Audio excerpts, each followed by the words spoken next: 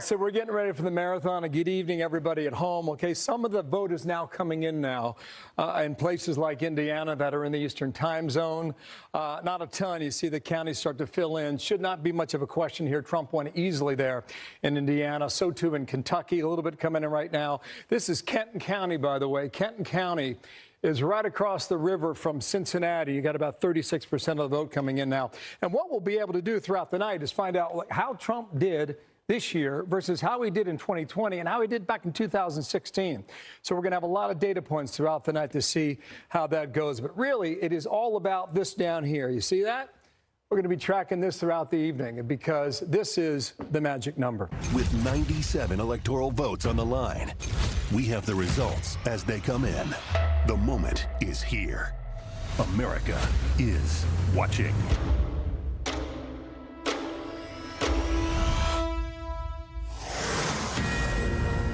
And it is 7 o'clock on the East Coast, and polls have just closed in half a dozen states. The Fox News decision desk is making its first calls. The most closely watched state at this hour is Georgia, one of 7 battleground states that could decide the presidency. That one obviously is too early to call. And we'll dig into those numbers soon. It's also too early to call Virginia, though Vice President Harris has a lead in our Fox News voter analysis, waiting for the raw vote total to dump there. Fox News can project that former President Trump will win the state of Indiana. Trump will also carry nearby Kentucky for a third time, and it is too early to call the state of South Carolina. But former President Trump has the lead there, according to our Fox News voter analysis. Meanwhile, Vice President Harris will sail to victory in liberal Vermont.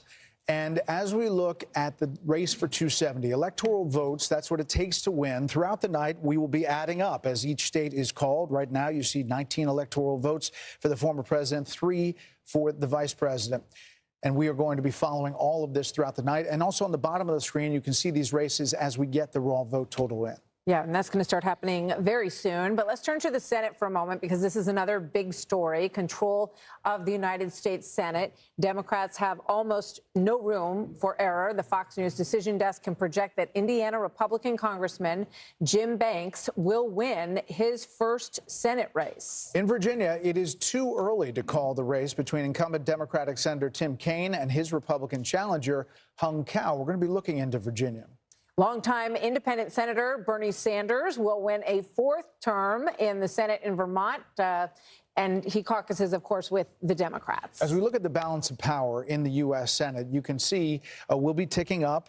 You need 51 for the majority. The Republicans need to pick up 2 to take the majority, and they're looking at states like West Virginia and Montana, but there could be others on this board. Right now, as you see, 39 Republicans to 29 Democrats. A lot of toss-ups in that group as well. In the Senate races across the country, let's go to Bill Hemmer and get an update from the board. Hey, guys, we're just seeing a little of this vote come in from Florida, so why don't we go ahead and start there? And I'm just going to punch around and see a little bit of what we're getting here.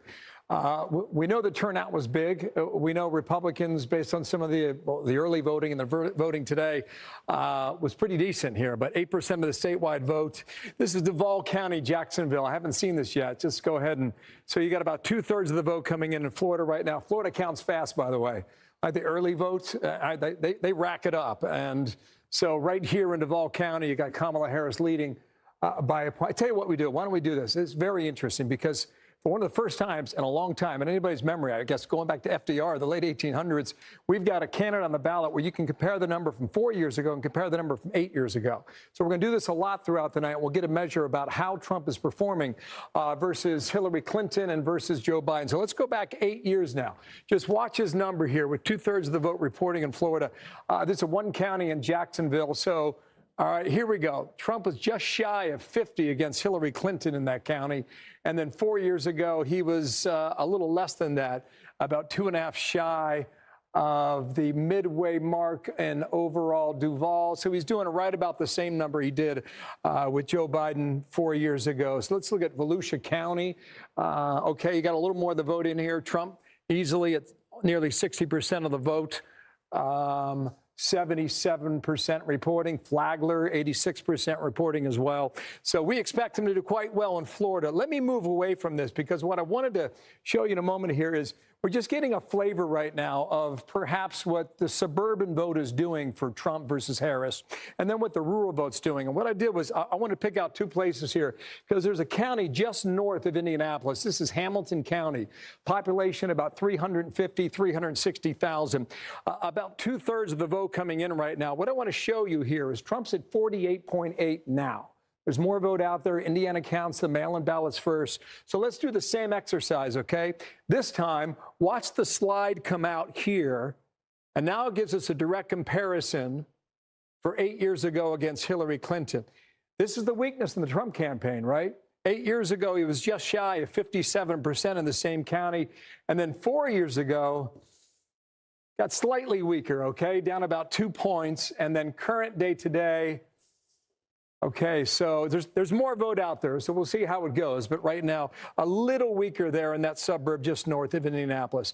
Conversely, right, Trump's been working the rurals, right? Well, this is Kentucky. You got a lot of the vote still out there, even though we called the race, okay? This is Taylor County. It is rural. It is small. There's about 10 to 12,000 raw votes there. Trump's percentage of the vote is big at 77%. So let's do the same exercise again. Go back to 2016, the percentage of the vote, okay, it was lower. 4 years ago in 2020, same county now, right around 75%. And as of tonight, okay, by the way, raw vote, 93-76, hold on to that number, okay? It's important because he's doing better on a percentage basis, but the raw vote doesn't help him a ton. That may suggest, as we pop around the map throughout the night, that the turnout for this vote could be lower than 2020. That's a COVID year, a pandemic year, a lot of people voting by mail, et cetera, and we'll see whether or not we're able to top that number from 2020, but it's questionable and debatable at the moment. If I've got time, I'll just show you Florida. Just one more time here, 30% in. Miami is missing. You know, we're waiting for the Hispanic vote down there in Miami, the Cuban vote as well. Broward County, 70% in. Heavily Democratic there, but about 60% of the vote right now going for Kamala Harris. The Trump team is saying that they're getting on the radio right now. They're cautiously optimistic. They're doing radio in Pennsylvania, Wisconsin, and Michigan, all the way at the top. That means the former president telling people there's still time and finish strong. That's the message from Mar-a-Lago, right around down here in Palm Beach. As we wait for the poll closing right now. It is now 7:30 on the East Coast. Polls have just closed in 3 more states. North Carolina is the next state to watch, just like Georgia. It came down to the wire in the last presidential election. It has 16 electoral college votes, and it will be a decisive one, potentially. The Fox News decision desk says it's too early to call. Also too early to call Ohio, but former President Trump has a lead in our Fox News voter analysis. As we mentioned, we're also watching the Senate race there. Bernie Moreno is the GOP candidate running against Sherrod Brown. And we can say that Fox News does project that Trump will win West Virginia. Not a very big surprise there. Obviously, the former governor or the current governor is running for the Senate as well. So we expect that to be a quick call as well. If you look at the race for 270, the electoral college votes needed to win the presidency now ticking up with that last call, the former president at 23 and Vice President Harris at 3 throughout the night. That will go up as we make calls. The biggest story in West Virginia, as we said, is the Senate race, where longtime Senator Joe Manchin is retiring, Democrat now independent. Fox News can project that Jim Justice will flip this seat to the Republicans. That win puts the GOP 1 seat away from an outright majority in the U.S. Senate, assuming they don't lose any seats along the way that they already hold. Yes, exactly. So the Fox News decision desk says that it is too early to call another Republican target. Ohio, where the incumbent Democratic Senator Sherrod Brown, as I mentioned, fighting for his 4th term against Republican businessman Bernie Moreno. And we're watching that one very closely as well. That could potentially be another flip. It's a toss-up race at the moment. The balance of power looks like this in terms of what we have fed in so far into the data at this point. You've got 40 Republicans, one seat flipped. That's the West Virginia seat. Jim Justice will be the new senator. He was the former governor from the state of West Virginia, and Democrats have 29 right now. You can see a lot of spaces still to be filled in over on the Senate side. We are following a number of gubernatorial races around the country. Turning to those races, Fox News can project that North Carolina's Democratic Attorney General Josh Stein will defeat Republican Lieutenant Governor Mark Robinson. A lot of controversy in that race. It's not close now. We're making that call. And in West Virginia, Republican Attorney General Patrick Morrisey will succeed Jim Justice as the state's 37th governor. He has wanted that spot for a long time. He's run before, and now Patrick Morrisey will be the governor in West Virginia. Let's go over to Bill Hemmer and get a sense of how all of this stacks up. That Florida story is really interesting, Bill. Yeah, it is. Yes. Why don't we start there this time? And good evening again. Just past 7:30 here on the East Coast. I was looking at Miami right now. Miami-Dade, the last time as a county they had voted for a Republican president was 1988, George Bush, 41. And right now, you got 71% of the statewide voting, but you got 80% of the county voting here. And Trump's got a easy 10-point advantage right now over Kamala Harris. So we'll see how that holds up here. Another thing we're going to look at right now is Georgia. And, Georgia is one of these states that's gone through a bit of a realignment, kind of like North Carolina, kind of like Arizona and some others that we've looked at. And, in the blue wall a little bit right now. Trump did the trick 8 years ago. We'll see whether or not he can do it again this time. But I just want to take a glance at this because you got a lot of vote out there, guys. Now, we expect a lot of batches to come in quickly here in Georgia because they say they're going to count quickly. But right now, 8% of the statewide vote. One thing we're talking about the rurals. This down here is Brantley County. Now, this was Trump's best performing rural county in 2020. And he's doing a number right now again. And I'll just go back to 2020, 4 years ago, and watch this. The percentage there was, so he's doing a tick better. Raw vote here, 6,200 4 years ago. Raw vote now in the same county, 4,900. So maybe that comes back to that conversation about, turnout and things like that throughout the rest of the country. But when you look at Georgia, I mean, let's look at the vote difference for Georgia, and we can show you a little of the realignment that we're talking about here. And if you look at this, right, all this over here, this is a dominant state for the Republican Party and had been for a long time. You think about George Bush's second term, right? He won that state by 16.5 points. It wasn't even on the map in terms of consideration, but slowly Georgia changed. And a lot of it changed for the metro area, the 26 counties that make up Atlanta. Here was Trump in 2016. I give it to him, right? 5 points 8 years ago. But things seem to change in 2020 and change in a significant way when Joe Biden went in there and took the state by 0.2 percentage points, a raw vote of 11,779. All right. Now, so this is where we are now. And I'll just, with a lot of that vote out there, Trump's got a lead of 22 points, and that's going to change throughout the night, but we just want to let you know what's happening there. Let's look at the vote difference for North Carolina. Similar story, maybe less of an advantage for the Republicans, but this is all, this is all red. You look at what Bush and Kerry did in 2004.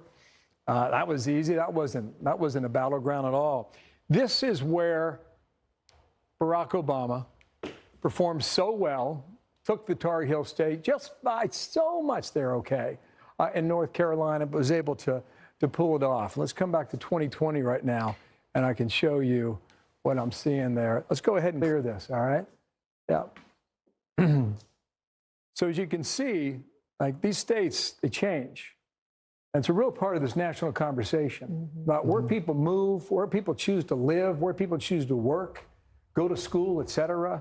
So we'll like tag onto that throughout the night. North Carolina, you look at the counties you are following, Wake County, Raleigh. Yes. There's just such a population shift. More than 1 million people have shifted down there, and it's a different crowd. So that's why maybe you have a different electorate in North Carolina that Democrats are looking to. Yeah, I look at Wake County. We can show you on the board in a second here. I look at Guilford, too. That's Greensboro. A lot of folks campaigning there. Kamala Harris was there. Donald Trump was there. Young folks go there to go to school and to find a job as well. And we'll see about Mecklenburg, which is Charlotte. Mecklenburg, Carl, that's a county that Democrats have tried to really capture. and they're able to win the county, but not by big enough of a margin to capture the entire state. So By the that way, sense, it's been somewhat elusive. Carl perked up when you said Bush-Kerry. He really felt the old days. It was a good moment, yeah. It was a good moment. But you know what? But you're right, the change in it, like Mecklenburg, black turnout in Mecklenburg is below any other place I've seen in the South. Major county, you know, the five major counties around Atlanta, Wake, Henrico, Richmond, Chesterfield, and Virginia. It's amazing, and I don't understand exactly why, but black turnout in Mecklenburg has kept the Democrats from winning the state. Well, I just wanted, you had spoken earlier about North Carolina and Hurricane Helene and the impact on, I believe, 25 counties were affected by Hurricane Helene. And one of the early discussions was, you know, a lot of those counties are red. Are they going to be able to vote? And then everyone felt like it was going to be okay. It looked like it was in good shape for that I'll show party. that to you, Martha, here. And I don't know how much of that vote we've got in, but we're looking at this with virgin eyes here, okay? You're only 2% statewide. But what you're talking about, Martha, let me go ahead and draw this up here. All those 25 counties are west of Mecklenburg that we're talking about. They're west of Charlotte, okay? This is the blue dot in the western part of North Carolina. That's Buncombe County. That's Asheville. And that helped Joe Biden erase about a 43,000 net gain on behalf of Donald Trump. All the other 25 counties, Trump was up about 270,000. So he came out of these 25 counties that were so wrecked by this hurricane with a net of he lost 43 in Buncombe, a net of 220,000 votes. So let's go and clear this off and just refresh our memories here from 4 years ago. Here were the results, right? You know, Trump won the state several days later, but a little less than 75,000 votes. So all this out here, it's going to matter. And what the Democratic governor, Roy Cooper, said is that he was going to put these mobile voting vans in western North Carolina to make sure that nobody gets ripped off from casting a vote on behalf of Helene. Still waiting for some key battlegrounds where polls have closed. We're trying to get the latest raw vote total in. There you see Georgia, again, too soon to call, only 12% in. But you see a big lead for former President Trump. If we go to the other battleground state of North Carolina, also too soon to call. It flips there, only 2% in, and obviously waiting on the raw vote total to fill in some of the picture as we look at our Fox News voter analysis and what the raw vote total is coming in. Welcome back. We do have a call to make. The Fox News decision desk can now project that former President Trump will win the state of South Carolina. So we are counting down the minutes to the next poll closing. And there you see the race to 270 ticking up on the former president's side at 32, 3 for Vice President Harris as the states are called. We will continue to see that, and obviously 270 is the magic number. And it is now 8 o'clock in New York. Polls have just closed in over a dozen states. All eyes, of course, are on Pennsylvania, which could be the deciding state in this race. 19 electoral votes at stake. Fox News Decision Desk says that this is obviously too early to call in Pennsylvania, as we will be watching that one really until the bitter end. So Fox News is projecting that former President Trump will win the state of Florida, putting him 30 electoral votes closer to the White House. Too early to call a winner in New Hampshire, where Vice President Harris has an edge. In Maine, the Fox News Decision Desk says that it's too early to call the statewide race. Maine gives 2 electoral votes to the winner of the state and 1 vote to the presidential winner in each of their congressional districts. Harris will win the 1st district, the rural 2nd district. Too early to call in the state of Maine. In the Southeast, Fox News can project that Trump will win Tennessee, a longtime Republican stronghold. Not a really surprise there. Further south, the former president will again win Alabama. Big numbers there. And the former president will win neighboring Mississippi. Trump will cruise to victory in Oklahoma as well, where Democrats haven't won a single county since 2000. And Missouri will also deliver a win for the former president. Vice President Harris will also take some big victories this hour. The Fox News Decision Desk can project that the vice president will win Illinois, adding 19 electoral votes to her tally. She will also win New Jersey, another reliably Democratic state. Some people had thought New Jersey might be a little bit tight, but we're already ready to call New Jersey in my home state. Exactly. Voters in Massachusetts will deliver a clear victory to Harris as well, so no mystery in those states. Staying in the Northeast, Fox Fox News can project that the vice president will win Connecticut.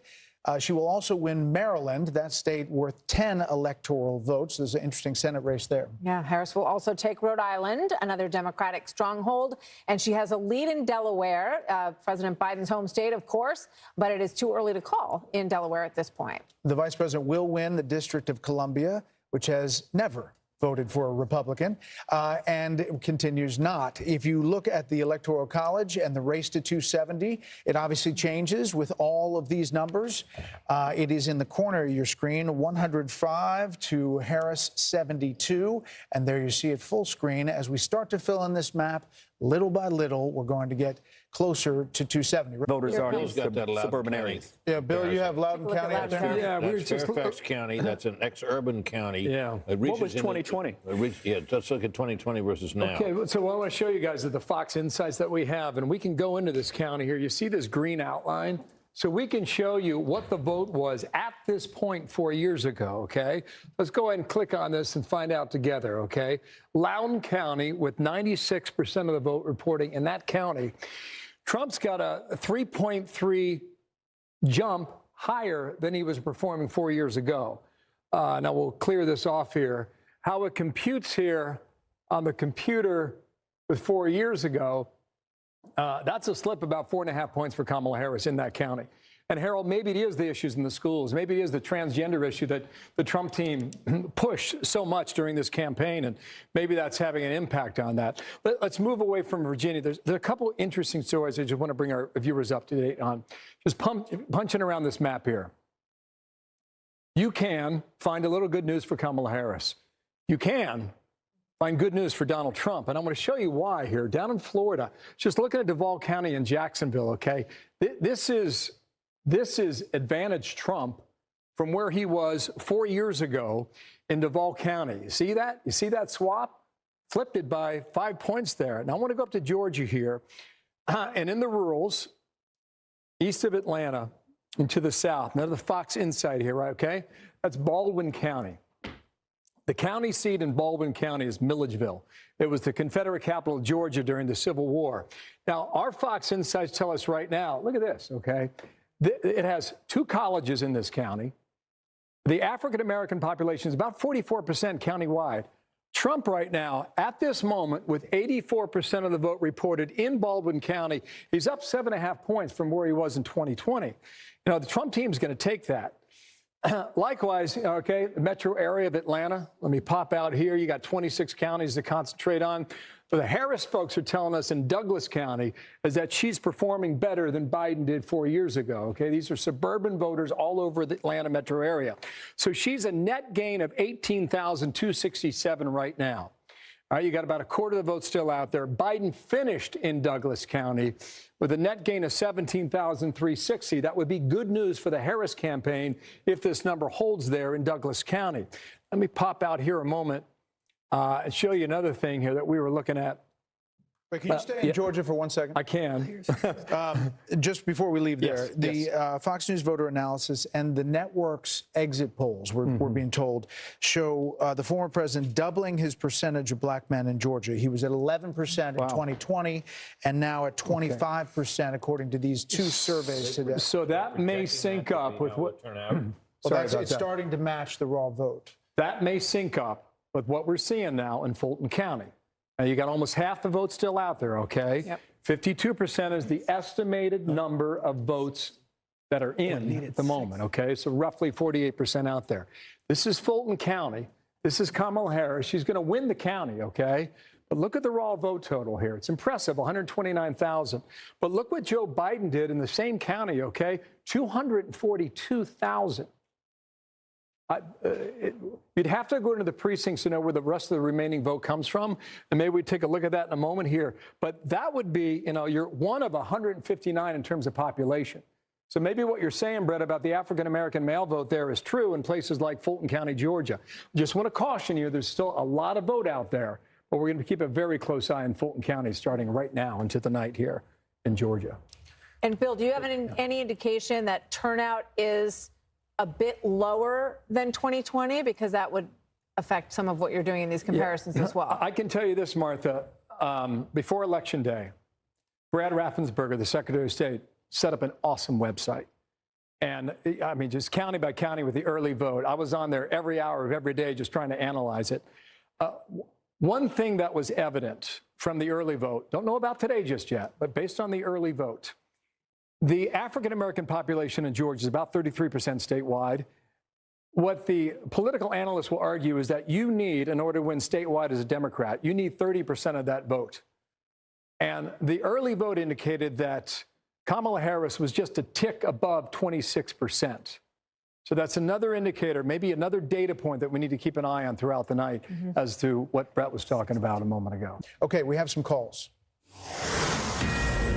We begin in Pennsylvania, home to a razor-thin Senate race between incumbent Democrat Bob Casey and Republican businessman Dave McCormick. The Fox News decision desk says this is too early to make a call in Pennsylvania on that race. This could be a big cheer. Fox News can project that Rick Scott, the Republican senator from Florida, will win his second term. We'll pause for applause down there with Aisha. In Maryland, it's too early to call the race between Democratic County Executive Angela Alsobrooks and former Republican Governor Larry Hogan. Alsobrooks has a lead, however, in our Fox News voter analysis as we wait for the raw vote total to come in. And too early to call Missouri's Senate race between Republican Senator Josh Hawley and Democratic Attorney Lucas Kunce. Republican Senator Marsha Blackburn, though, we can tell you, will win once again in the state of Tennessee, another reliably conservative state. In Mississippi, longtime GOP Senator Roger Wicker will take home another victory. The Fox News decision desk can project that in Massachusetts, Democratic Senator Elizabeth Warren will win her third term. Connecticut's Democratic Senator Chris Murphy will also win a third term. Not enough data to project the main Senate race quite yet. And in New Jersey, current Democratic House Rep Andy Kim will win his Senate race, putting him in the upper chamber for the first time. This is the Bob Menendez seat.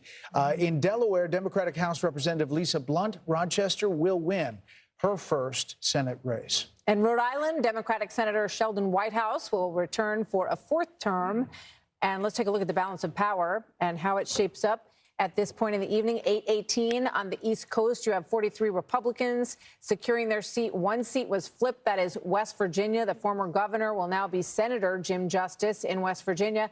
34 Democrats have secured their seats in the Senate, and a long way to go in the upper chamber as well. We're going to make some calls. That's because the hour is upon us, 8:30 p.m. on the East Coast, and the Fox decision desk can now project that former President Trump will win Arkansas. The state hasn't voted for a Democratic presidential candidate since Bill Clinton.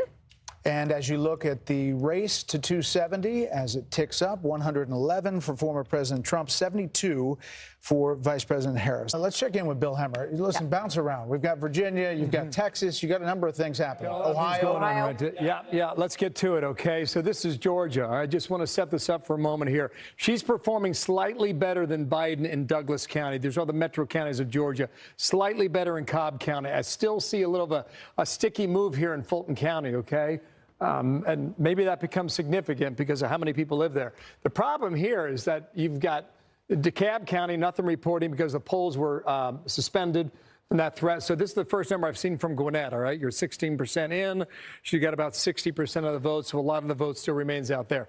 Let's move away from Georgia as requested. This is kind of interesting, guys. I mean, a lot of you folks live in the Washington, D.C. area. And right now, this is, 40% of the vote in Virginia, the Commonwealth here. Donald Trump's got an edge here, okay? That's 8,000 raw votes. That's 0.4 percentage points. Here's the catch, however.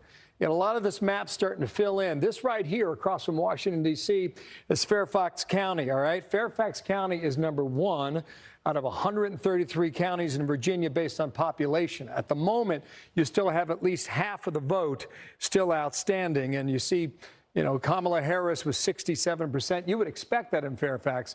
I'm just making the argument there's a lot of votes still out there, and it may determine whether or not the margin statewide hangs where it is right now or whether or not it changes, okay? So watch that. You mentioned Texas. Let's jump on down there, and I'll tell you what's going on in Texas, all right? Too soon to call. Half of the vote is in. Half of the estimated vote is in at 51%. Trump's got a lead right now. percentage-wise, 5 points, okay? So that's kind of what a lot of the pollsters had in Texas thus far this year. I'm going to come back to Georgia in a moment. Let me just see what's happening in Pennsylvania because this is critical, too. All right, so there's a ton of vote out there, by the way. I mean, there's no conclusions at the Keystone State. You're at 11%. I would keep an eye on Pittsburgh. I'd keep an eye on Philadelphia. In fact, if we can, do we have a moment here? Why don't we go ahead and do the vote? Let's go ahead and do that, right? Let's do the vote margin for Pennsylvania, and let's see what's happening here. What we've done for you is we've tried to set up the state in a way where the more prominent counties are more extended than the others. So you see Philadelphia in the east and Pittsburgh and Allegheny County in the west. And the darker the blue, the more Democratic the vote is. The darker the red, the more Republican the vote is. If you see shades of blue, that means the margin in that county is 10% or less. If you see a shade of red, like a rosé, it's happy hour somewhere. If you see a shade of rosé, that's 10% or less, too. So those are counties that we want to watch. Let's look at the vote margin now for Georgia. This is interesting, right? So we just went over there on the board, and we showed you the metro counties throughout Atlanta. Let's find out where the outstanding vote for Georgia is at the moment. So what we want to do here, the deeper the purple, the more outstanding votes. So you can go to the more populated counties, perhaps like DeKalb County. You can look at DeKalb on the map, 0% in the upper right-hand corner. Can't know anything from DeKalb. What about Fulton? Fulton. You see Fulton, 70% of that vote is now in.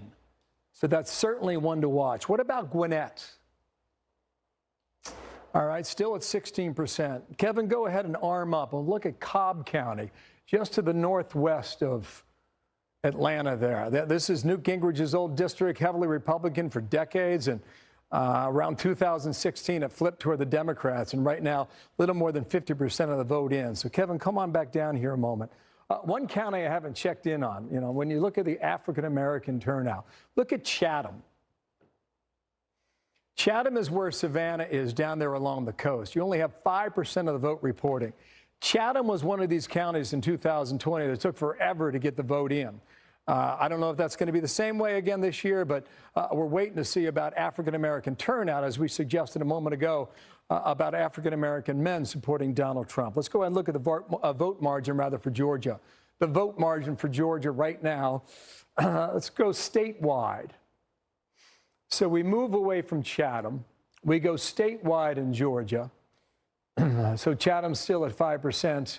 And for statewide, you're at 44%. So a lot of vote out there. Pete Stay, go ahead and clear this, and we'll get back to this in a moment in Georgia and elsewhere. So, Brett, Martha, I think that's really interesting about what's coming in. I think that these states, as these numbers come in, Democrats have high hopes about someplace like Texas, about something like Ohio, where they look at the Ann Seltzer poll from Des Moines and say, is this indicative of the Midwest? But we're not seeing that in our Fox News voter analysis match. Yeah, go ahead. Okay, so come on over here. I haven't checked Ohio yet. It's a good state here to examine because Trump won it twice by 8 points. Let's measure his strength right now in 2020, or about halfway in, okay? Kamala Harris doing better on the margins here, okay? About 3.5 points statewide, so some vote out there. But Trump has proven to be pretty strong here in Ohio the last 2 times around. We'll see whether or not he can hold. Big Senate race in Ohio as well. Bernie Moreno against Sherrod Brown. We'll track that throughout the night as well. Basically in Ohio, you've got Cincinnati and Hamilton County. You got Columbus and Franklin County. You got Cleveland and Cuyahoga. Those are your 3 main population centers. They have been blue for some time. I would not expect them to be even a shade of rosé, okay? But let's go into my hometown.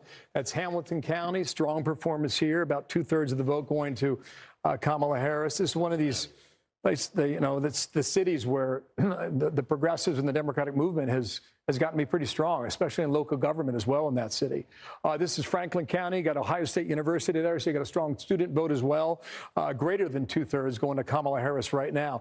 In 2020, the final vote in Franklin County, which is Columbus, you had 65% of the vote for Joe Biden there. So a little bit of the vote still out there, but she is overperforming Biden's number from 4 years ago. And this, I'll just finish up here, guys. Cuyahoga, to check this. Heavily Democratic, 3-1 Democratic votes in Cleveland, Ohio. Cuyahoga, just about a third of the vote right now is in. And Kamala Harris, 71%. And Biden was at 66. So that'd be a good number for Kamala Harris if indeed that holds up. And I think that kind of tells us a little bit about why this number is closer than it's been the last two times around.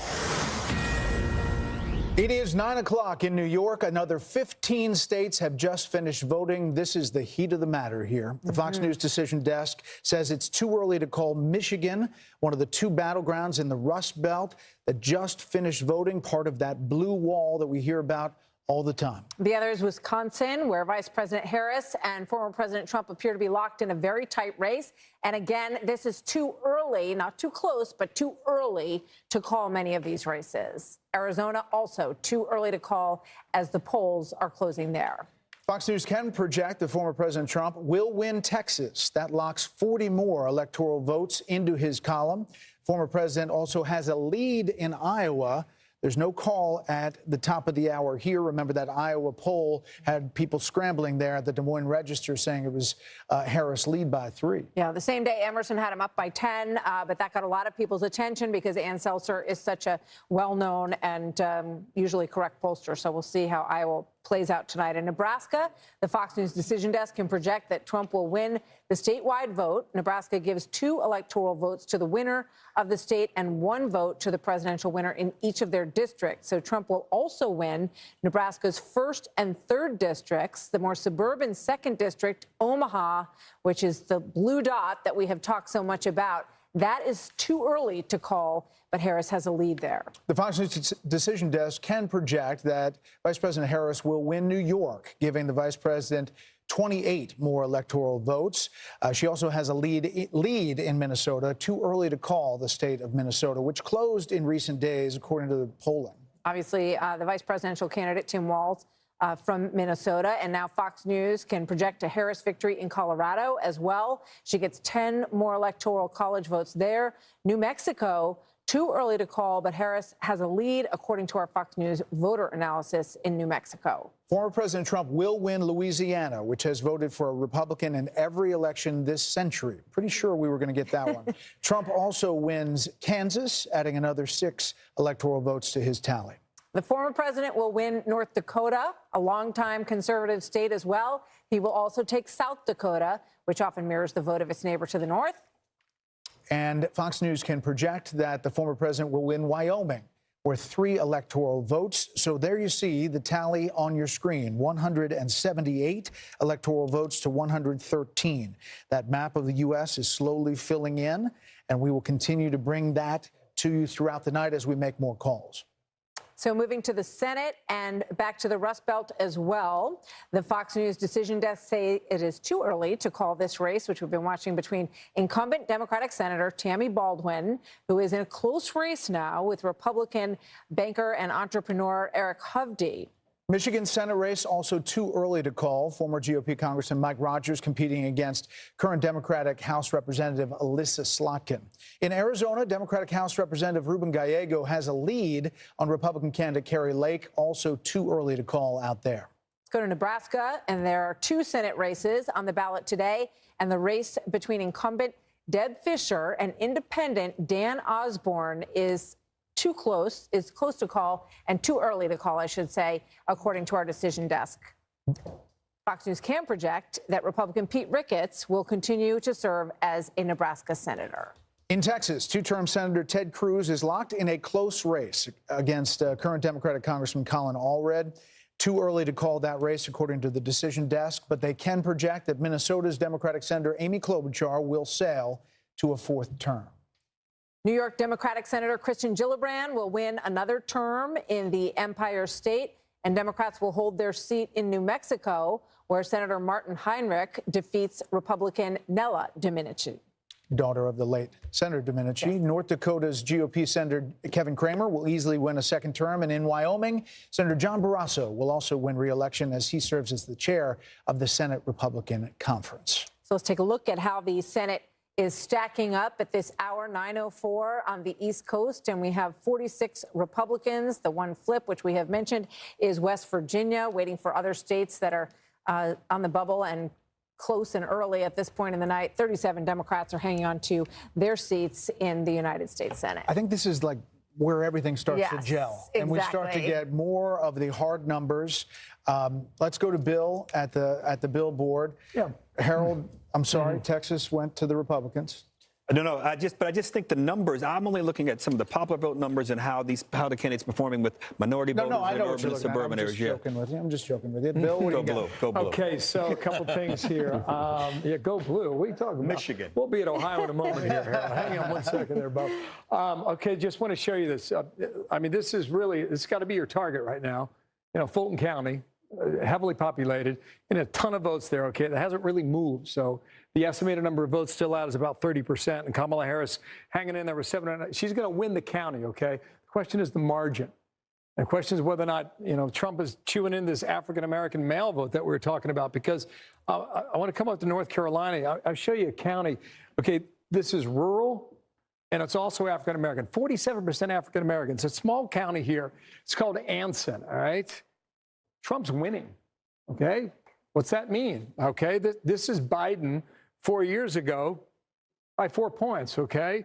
So Trump right now flipping that county. Is there a minority vote out there that is helping to buoy his campaign? It's something we got to consider. Another thing I want to point out, just while I got you here, okay, guys? This is the part of the state that was racked by that hurricane, all right? This is Trump territory, all right? 61%, 68%, 81%. But come in here for a little bit. This is Buncombe, all right? This is Asheville. You expect this to go blue. Indeed, it has right now, about 2/3 of the vote. No, sorry, 60% of the vote in. She's got 2/3 of the vote right now. But these counties here, you just wonder if there's an effect here, all right? Because 53.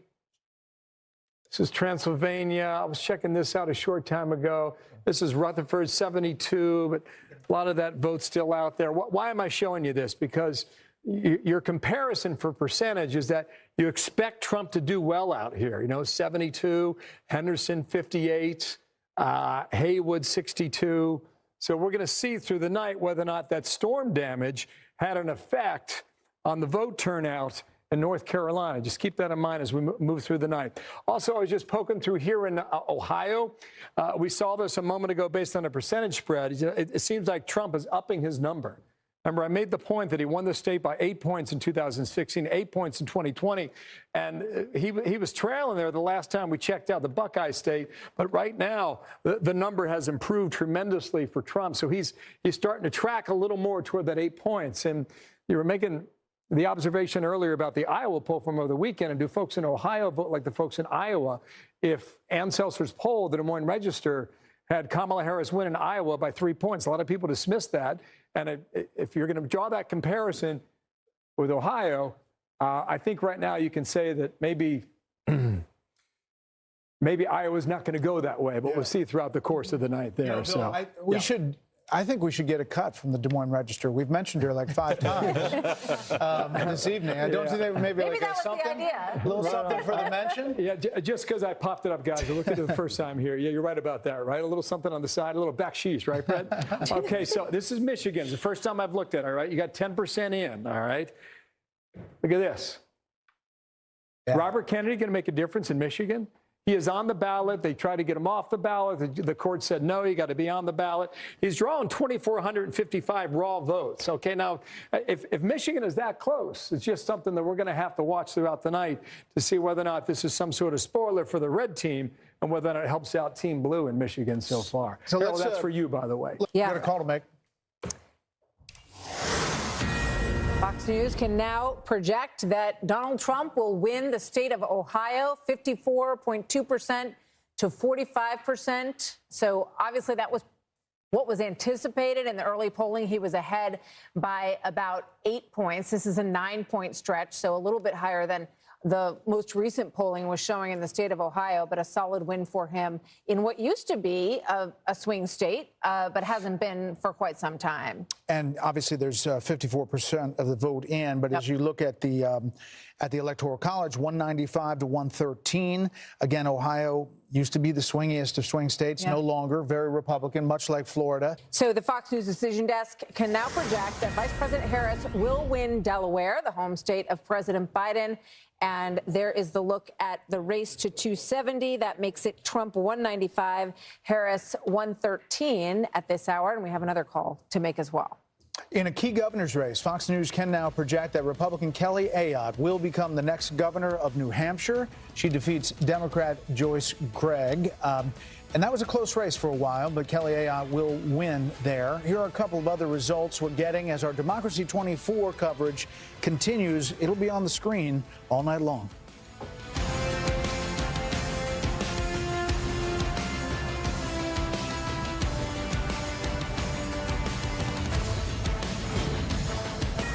Fox News decision desk can now project that Texas Senator Ted Cruz will have a third term, and he has defeated Democratic Congressman, former NFL player Colin Allred. There was some movement in this race. It tightened a little bit, and there was some discussion that maybe Ted Cruz might lose his seat, but he has handily. Do you know how much money they poured into that race? Yeah. Democrats poured a ton of money into that race. Colin Allred was a good candidate. Absolutely, good debater. Minus being in Texas, I mean, he was really a really good Democratic candidate. As you look at the balance of power, 47 to 37. Again, West Virginia has already flipped, majority at 51. We're looking at states like Ohio, the Sherrod Brown race, Montana, the John Tester race as a possible flip in the U.S. Senate. Bill Hemmer just went behind the billboard, and I kind of was going to call him out there. It's like the Wizard of Oz. So they're saying that Harris people are looking at Erie County, Pennsylvania. Yeah, I was looking at it too. One thing to keep in mind here as we look at this data here is you got to remember how they count the votes, right? You know, they start processing at 7 a.m. this morning. All that's mail-in stuff too. And that's the vote that's put out first. And so I want to do something funky and fancy here, guys. So just bear with me, because I'm going to try and find Pennsylvania in 2020, okay? This is important. It's important for us to understand. It's important for our analysts to know, understand. It's important for the audience to understand at home. This is 4 years ago in Pennsylvania, okay? This is just a 24-hour span from November 3rd into November 4th, from 8 p.m. to 8 p.m. the following day. And the vote count that came in here, right, it's heavily blue, well over 70%. And then around 11 p.m., you get across to the line. And that's where the Republican vote started coming in for Trump. Then you went well past midnight, and Trump maintained his margin for almost the entire day on Wednesday. And then if you went further off this map, you see where eventually the bars there cross the other way for Joe Biden, okay? So with that in mind, okay, we're going to show you Pennsylvania, and we'll try and digest all this together now. I haven't looked here in some time. You only have a quarter of the vote in now, okay? So at least 75% is still out. And you see a lot of blue in the areas where Kamala Harris needs to do well, namely Pittsburgh, Allegheny County, and namely Philadelphia and what they call the collar counties around Philadelphia. But the argument for this hour is that there's a strong Democratic vote in that batch that's now been counted, okay? There's two counties in Pennsylvania that you watch because they are bellwethers and they are flippers too, okay? One is Erie along the border here with New Jersey. One is Erie up there in Lake Erie. This is Northampton here in the east, okay? Northampton is one of these counties that flipped last time around, all right?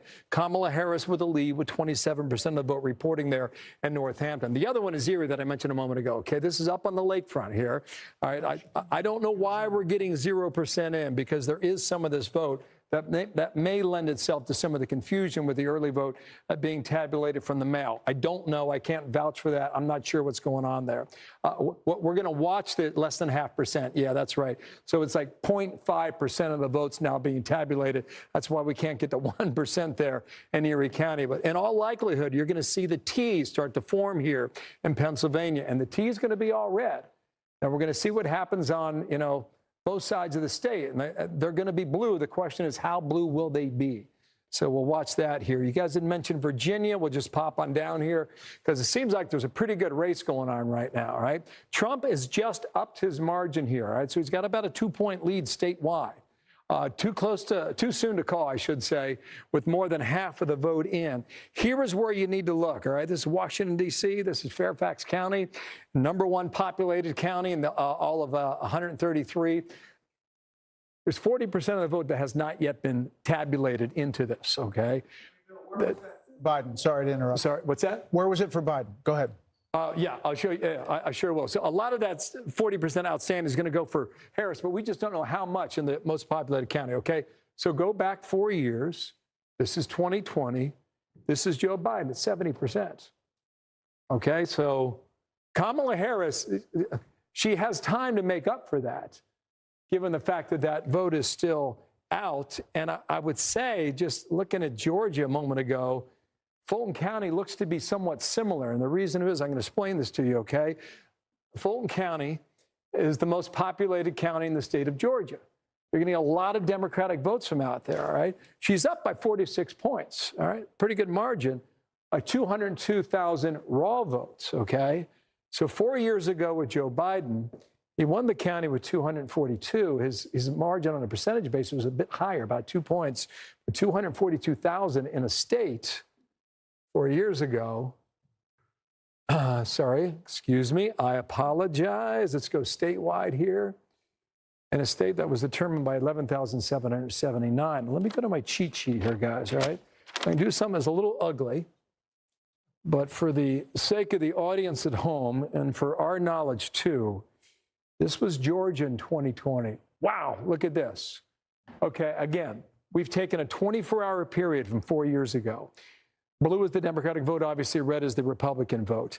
And you see all this, you know, at 7 o'clock, boy, it was all over the place, okay?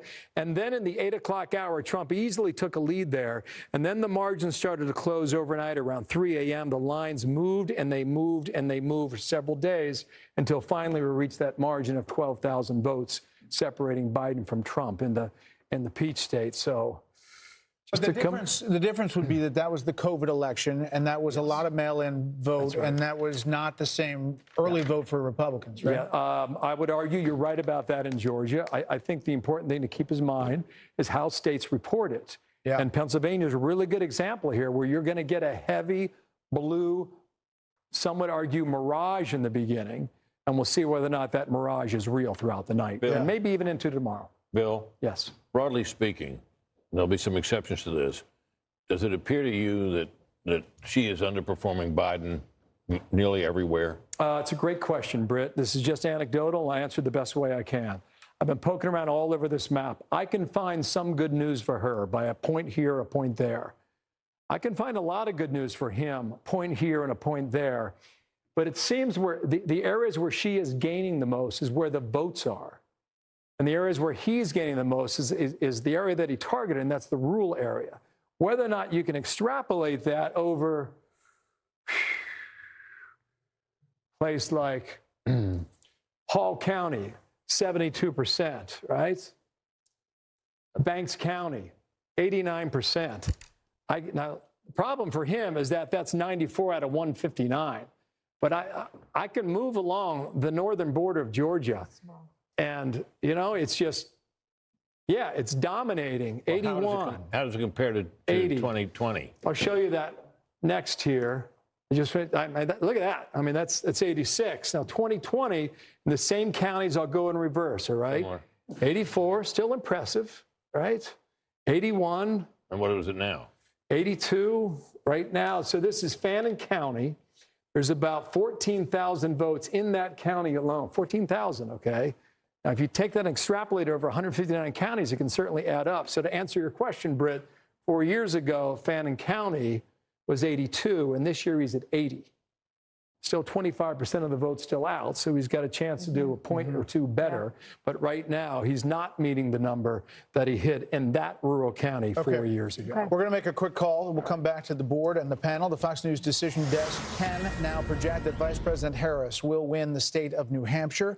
Former President Trump came closer than many expected there, but the vice president did well in cities and suburban areas. There was a time that New Hampshire they thought was closing. Actually, and we saw that Kelly Ayotte wins in the governor's race there, but now we're calling that for Vice President Harris. She's the former senator for New Hampshire, popular in the state, but not enough to really turn New Hampshire red in this situation. So the Maryland Senate race we have for you next. The Democrat Angela Brooks will defeat former Republican Governor Larry Hogan. He never really was able to move past her. It was obviously a difficult race for the former governor as he tried to become a senator. I'm going to make a prediction, go out on a little bit of a limb here.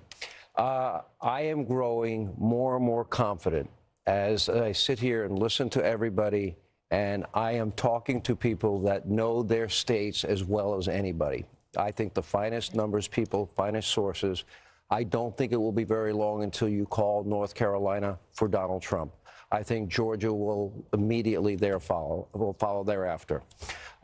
Then we would be at a point. I also believe Arizona is baked in. Immigration was a big issue out there.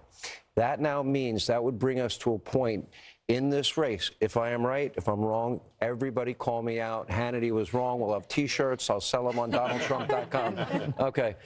But if that's true, that means she would have to sweep the blue wall. Yep. And based on the information that we have and the early voting success of the Republicans in both Wisconsin and Pennsylvania, I don't think she can do it. 9:43 on the East Coast. Let's take you through some of these key states because nothing that has happened so far is shocking at this point. Most of it. We're watching Virginia and we're waiting for North Carolina. But some of this has laid out in a way that is not unpredictable. But let's look at Pennsylvania for a moment here and see how Pennsylvania is shaping up at this hour. And you see you've got a 47 to 52 percentage, and I'm trying to see the percentage that is in right now in Pennsylvania. 32%, thank you. So we're waiting for a lot more vote to come in Pennsylvania, and what we're hearing is it's not surprising. The order that the vote has been coming in Pennsylvania is not surprising to the red team, at least at this point. There's Wisconsin, 47.9 to 50%, and Wisconsin has 23% of the vote in. Also expected to be a tight race. They have both spent a ton of time there. Here's Michigan, which we haven't really talked too much about yet. We're going to look, we'll get Bill to show us on the board what Michigan looks like. 14%, a lot of votes still to come in Michigan. Obviously, this is too close to call, and that is 45 to 42. You know, there's some Democrats saying North Carolina is on the edge.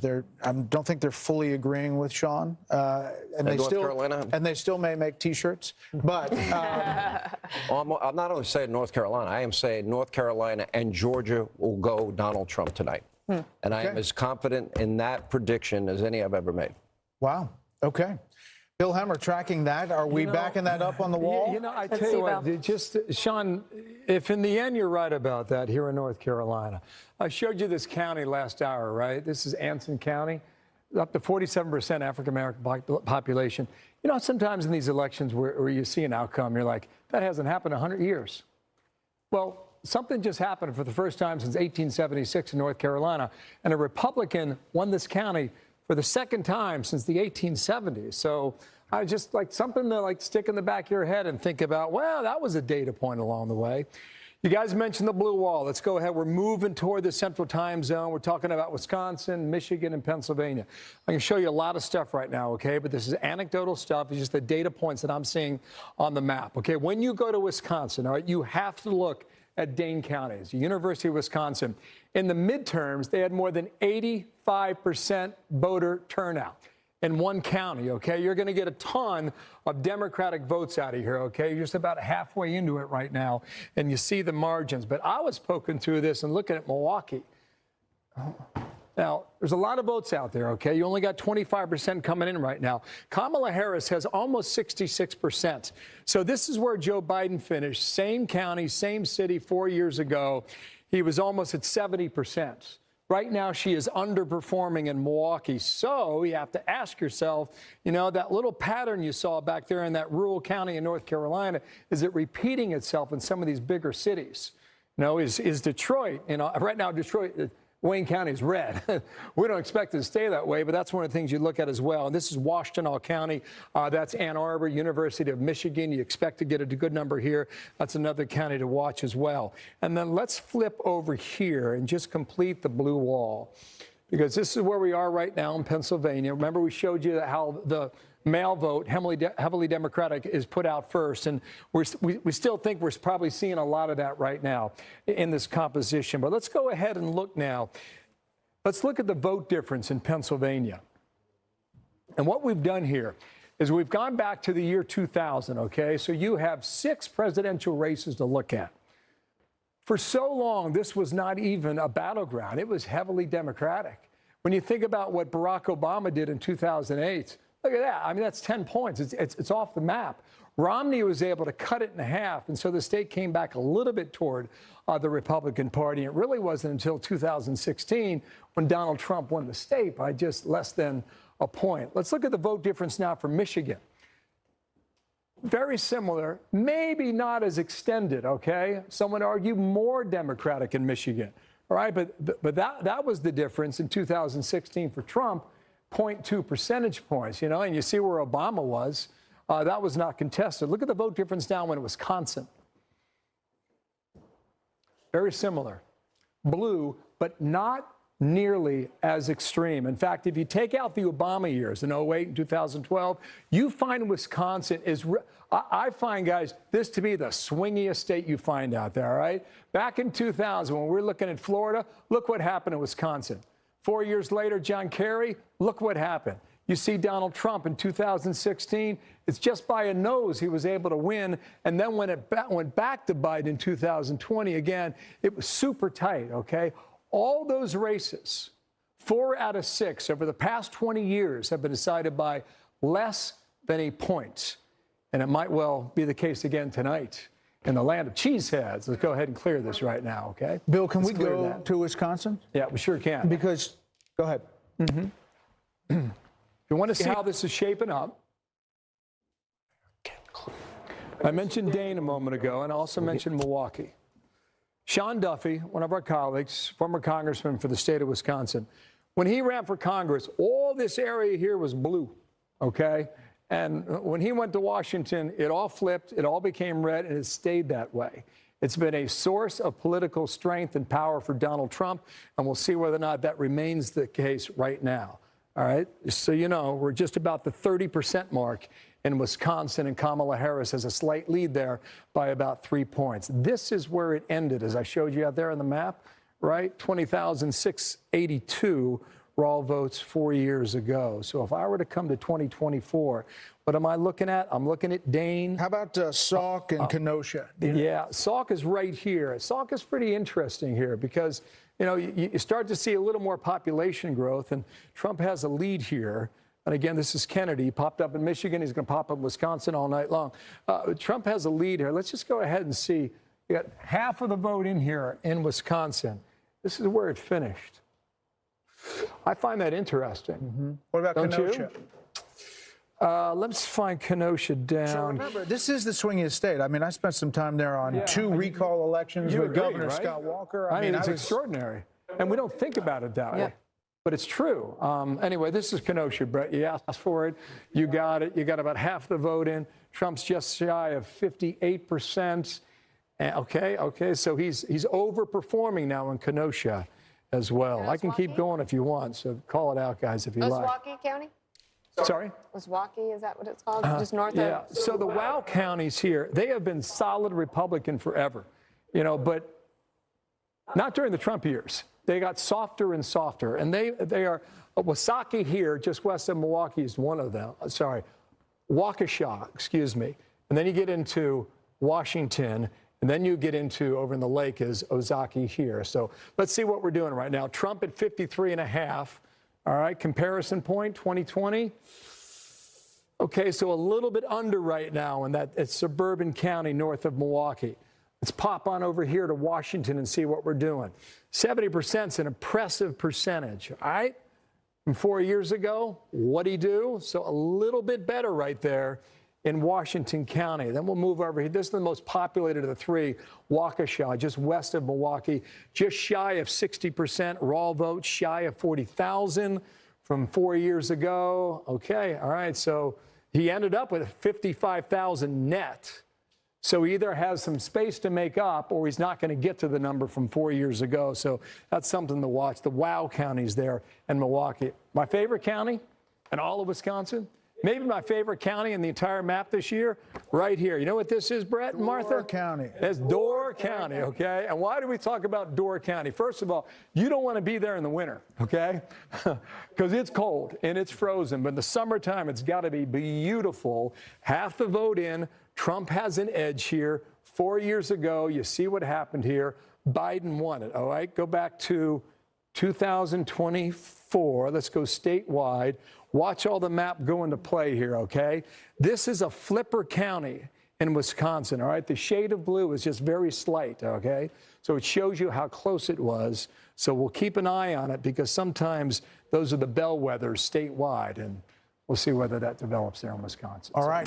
Going very quickly, it is now 10 p.m. here in New York. 3 more states in the West have just finished voting.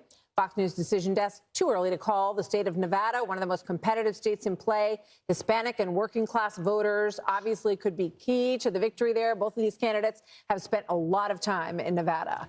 Fox News can project that former President Trump will win the state of Utah, adding another 6 votes, electoral votes to his column. He'll also win Montana's presidential election. We're looking closely at that Senate race out there. Ad lib. Oh. Yes, you will. I just did that. All right, so let's take a look at some of the places that are too early to call, and let's get you an update on the total count.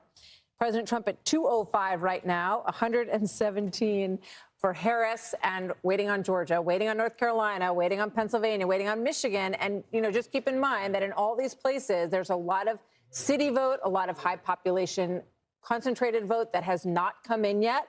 The question is whether or not that vote, when it does come in, will be enough to outbalance what we have seen in the early part of this vote here. Montana, as we mentioned, also home to this pivotal Senate race. Longtime rural Democratic Senator John Tester in the political fight of his life this time.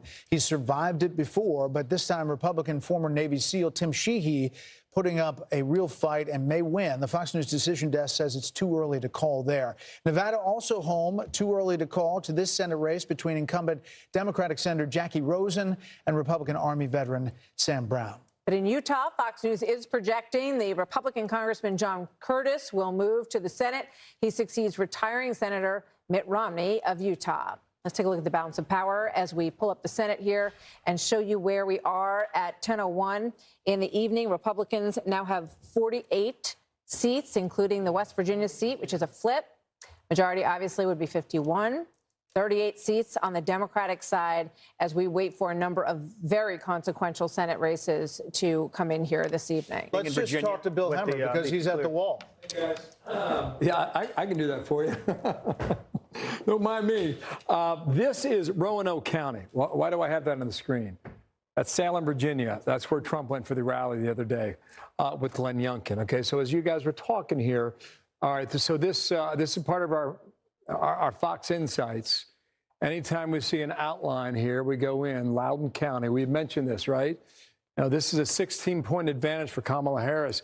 You've almost got all the estimated vote in right now, and Trump's doing 3.4 points better now with 98% of the vote reporting than he did in 2020. So that's pretty interesting. The other thing I would point out while I'm here is Fairfax County. All right, so you're almost at 2/3 of the vote in. This is where all the people are, right? You know, number one out of 133. Biden was an easy winner at 70% of the vote. So right now, across from Washington, D.C., she's underperforming in the most populated county in the entire state. Do you have something else there? Do you have a question? Gotcha. Okay, Carolina. Go ahead, guys. Again and again. So the Virginia, is that the biggest county, Fairfax County? Is there another big county out? Because the campaigns are saying they've got big votes still out in Virginia. They still believe that they. I tell you what I'll do here. I'll cheat for a second here and go back to Virginia. It seems as if Kamala Harris is doing better in the southeastern part than was expected. Okay, so there's still some vote out there, some vote coming in, and we'll see whether or not that holds up. Let me zip on down to Carolina. And Britt, I think you said some folks had called Carolina already. We've got about 70% of the vote in, and we've got Trump up, 4 points. 4 points. Yeah, right? almost 185,000 raw votes. And I don't know what's going on here. Why don't we just poke around some of the bigger counties, okay? This is Wake, this is Raleigh. You got to look there, 3/4 of the vote in. She's got a firm lead down here in Mecklenburg and Charlotte. A firm lead yet again, but there's 80% of the estimated votes still yet to be tallied, so maybe that's the reason why we cannot call it. This is a flipper down here. This is New Hanover. You find Wilmington along the Atlantic shore. You've only got 5% of the vote in down there. This is one of those areas of the country that's turning more blue. You got a lot of transplants from the Northeast moving down into Wilmington. You also got a lot of folks from the Northeast going into places like Brunswick County. Brunswick County is deep in the red. Donald Trump's going to win here tonight by 66% upwards of the vote down there. Got a lot of folks from New Jersey and New York and Pennsylvania.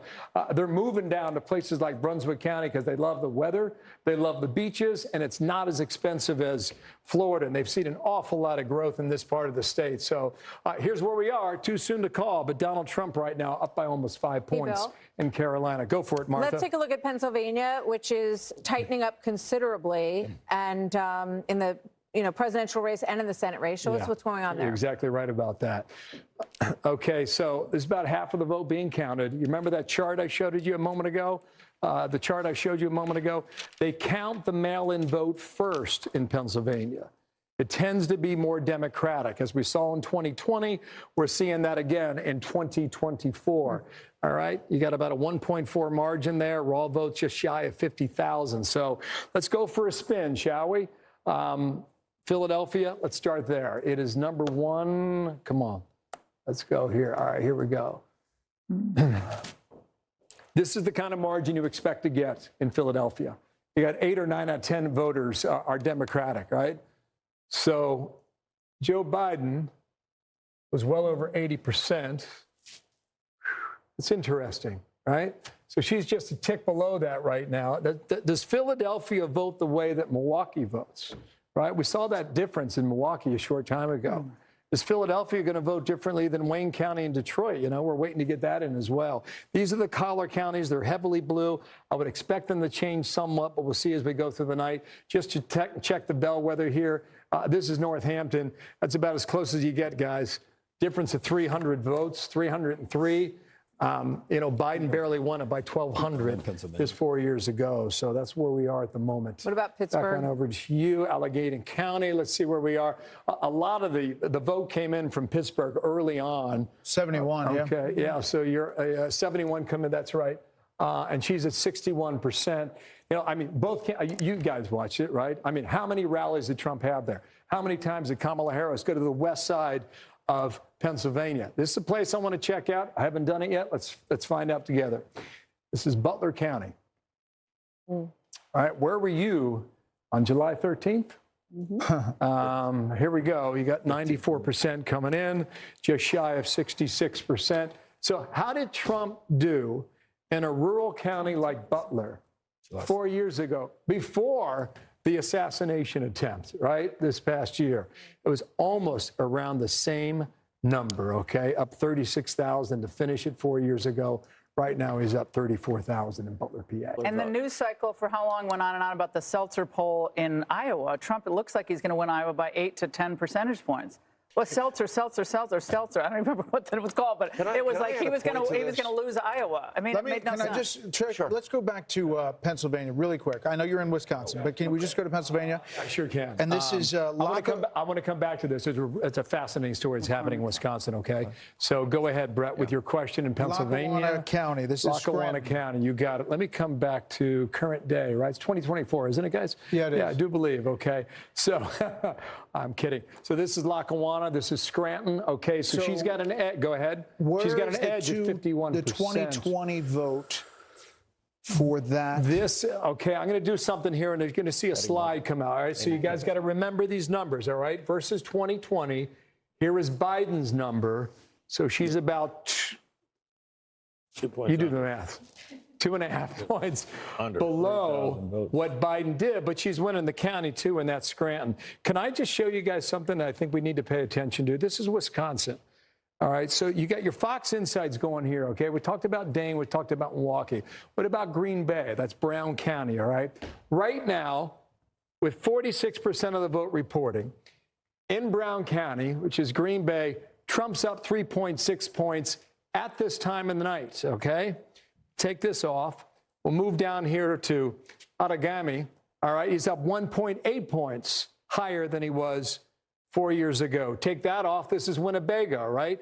Trump is up 1.3 points at this point in the vote, higher than he was 4 years ago. And, you know, when you're analyzing the state going into this election, those are three of the counties you're looking at where he's trying to, like, drive the numbers up. And he's able to do that. And so this is where we sit, you know, half a point. And not for nothing, guys, but sorry. Come on back here. Not for nothing. But Robert Kennedy has racked up 8,000 votes in Wisconsin. And 2020 in Wisconsin, we'll get it here. Yeah, I got you. 20,682. Wow. Maybe it matters, guys, or maybe it doesn't, but it's just something to point out right now. When we come back, I'll take you to Michigan. Some things happening there as well. Fascinating, too. What do you got, Bill? Got something? I just punching up through Iowa. You know, everybody was talking about the poll, right? Yeah. You know, Again, the Des Moines Register, mention, you know, I mean, another chit, right? A poll that will not be named. Yes. Right. That's correct. Until we get a little of the backsheesh, right? 40%, and you got a 7-point lead for Trump. Okay, so I don't know what they were seeing in the poll. I mean, they're obviously seeing something out there in Iowa, but this is Trump pulling away. This is let me as you bounce around. Yeah, all good. This is Ohio, guys, okay? 8 points in 2016, 8 points in 2020. 80% of the estimated vote is in. He's up more than 12 points in the Buckeye State. More results coming in. We're tracking it all as Fox News Democracy 24 marches on.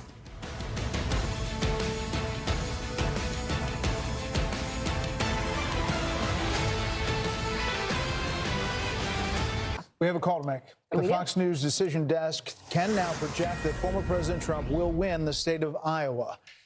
Trump is performing well in rural areas, which helped deliver victories to former President Trump in 2016 and 2020. This obviously comes in the wake of a lot of focus on a poll that shall not be named.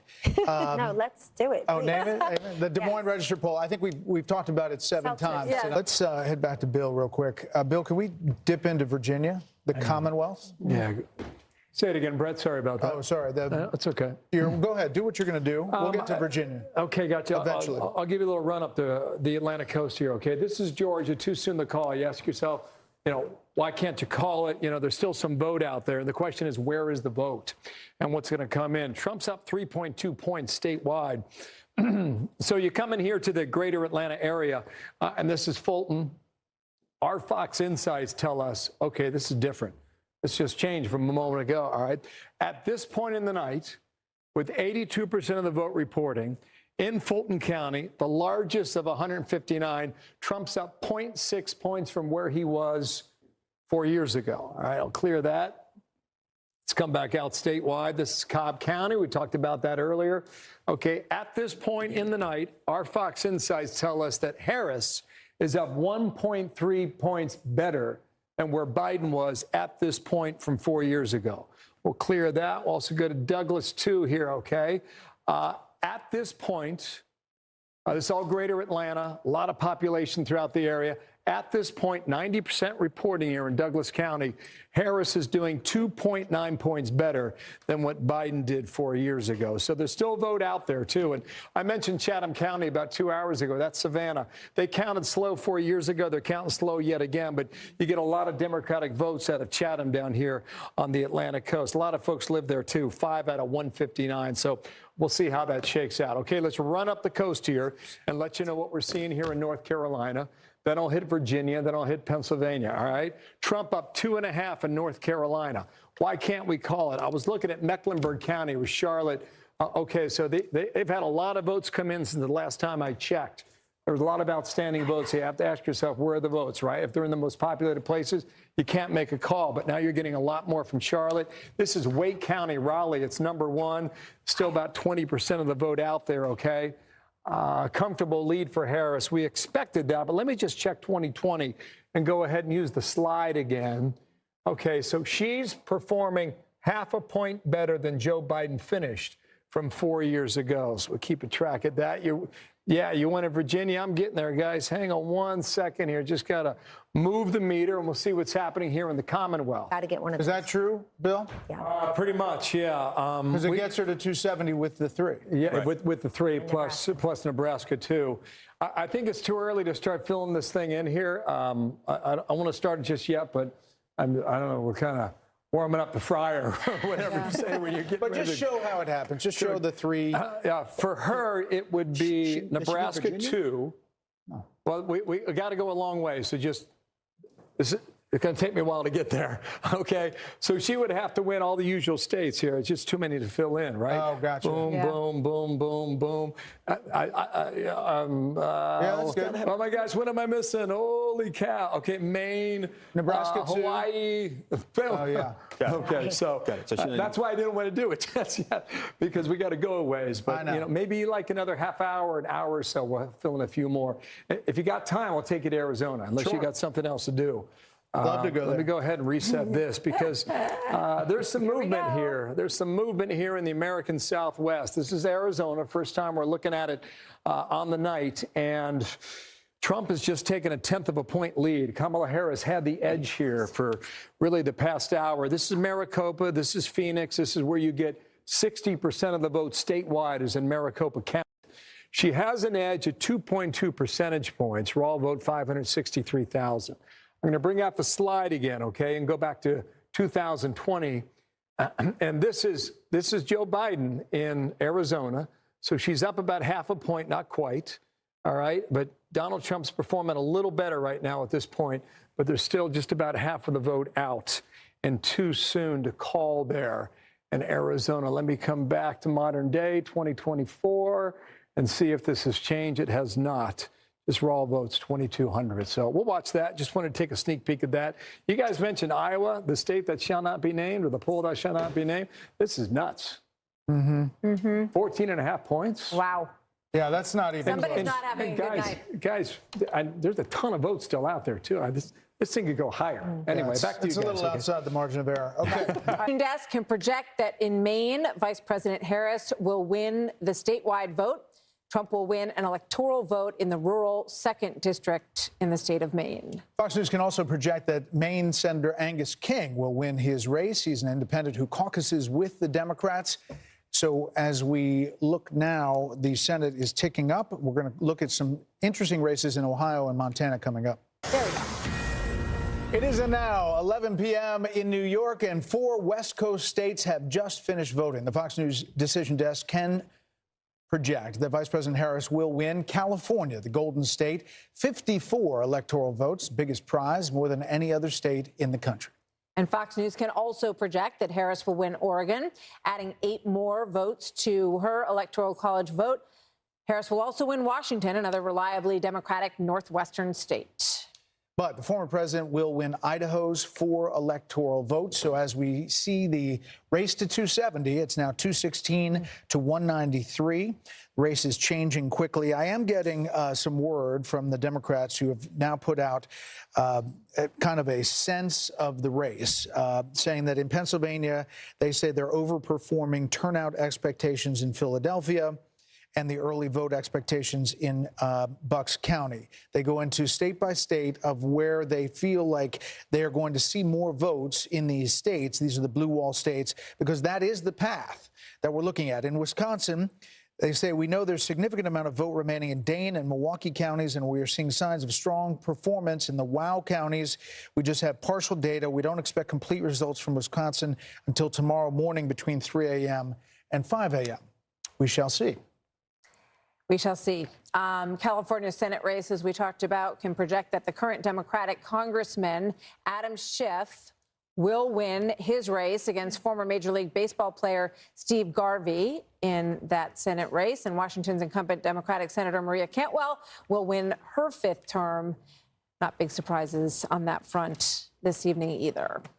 So here's the balance of power in the Senate: 49 for Republicans. The majority is 51. They have flipped 1 seat, 42 for the Democrats, as we wait for a number of these big Senate races to be called. Ohio, Montana, Pennsylvania, all will really dictate the future of the Senate. And Michigan. Take a pause right here because we have a big call to make right now. We do indeed. The Fox News decision desk can now project that Republican businessman Bernie Moreno, who started his entrepreneurial career in the car company and buying auto shops in Ohio, has won and unseated incumbent Democratic Senator Sherrod Brown, who has been an Ohio institution for a lot of years. This is an important flip for Republicans. The party is edging closer to an outright Senate majority tonight, and there are still a couple of places yet to be heard from. John Tester's the Democrat John Tester, Democratic incumbent, is well behind with only 6% in. Yeah, but it seems like he's down. Just getting going a little bit there, right? Yeah, 14 points. But I mean, that's in line with what has been the expectation. But listen, if you look at Ohio, it's the similar issues to Mike Rogers in Michigan. And there are similar issues in Pennsylvania for Dave McCormick. We're going to take a quick break right here. The race to 270 slowly taking shape. 270 is the electoral votes needed to win. The vote count changing by the minute. Check out that popular vote. Check out the popular vote. Our special coverage continues after this.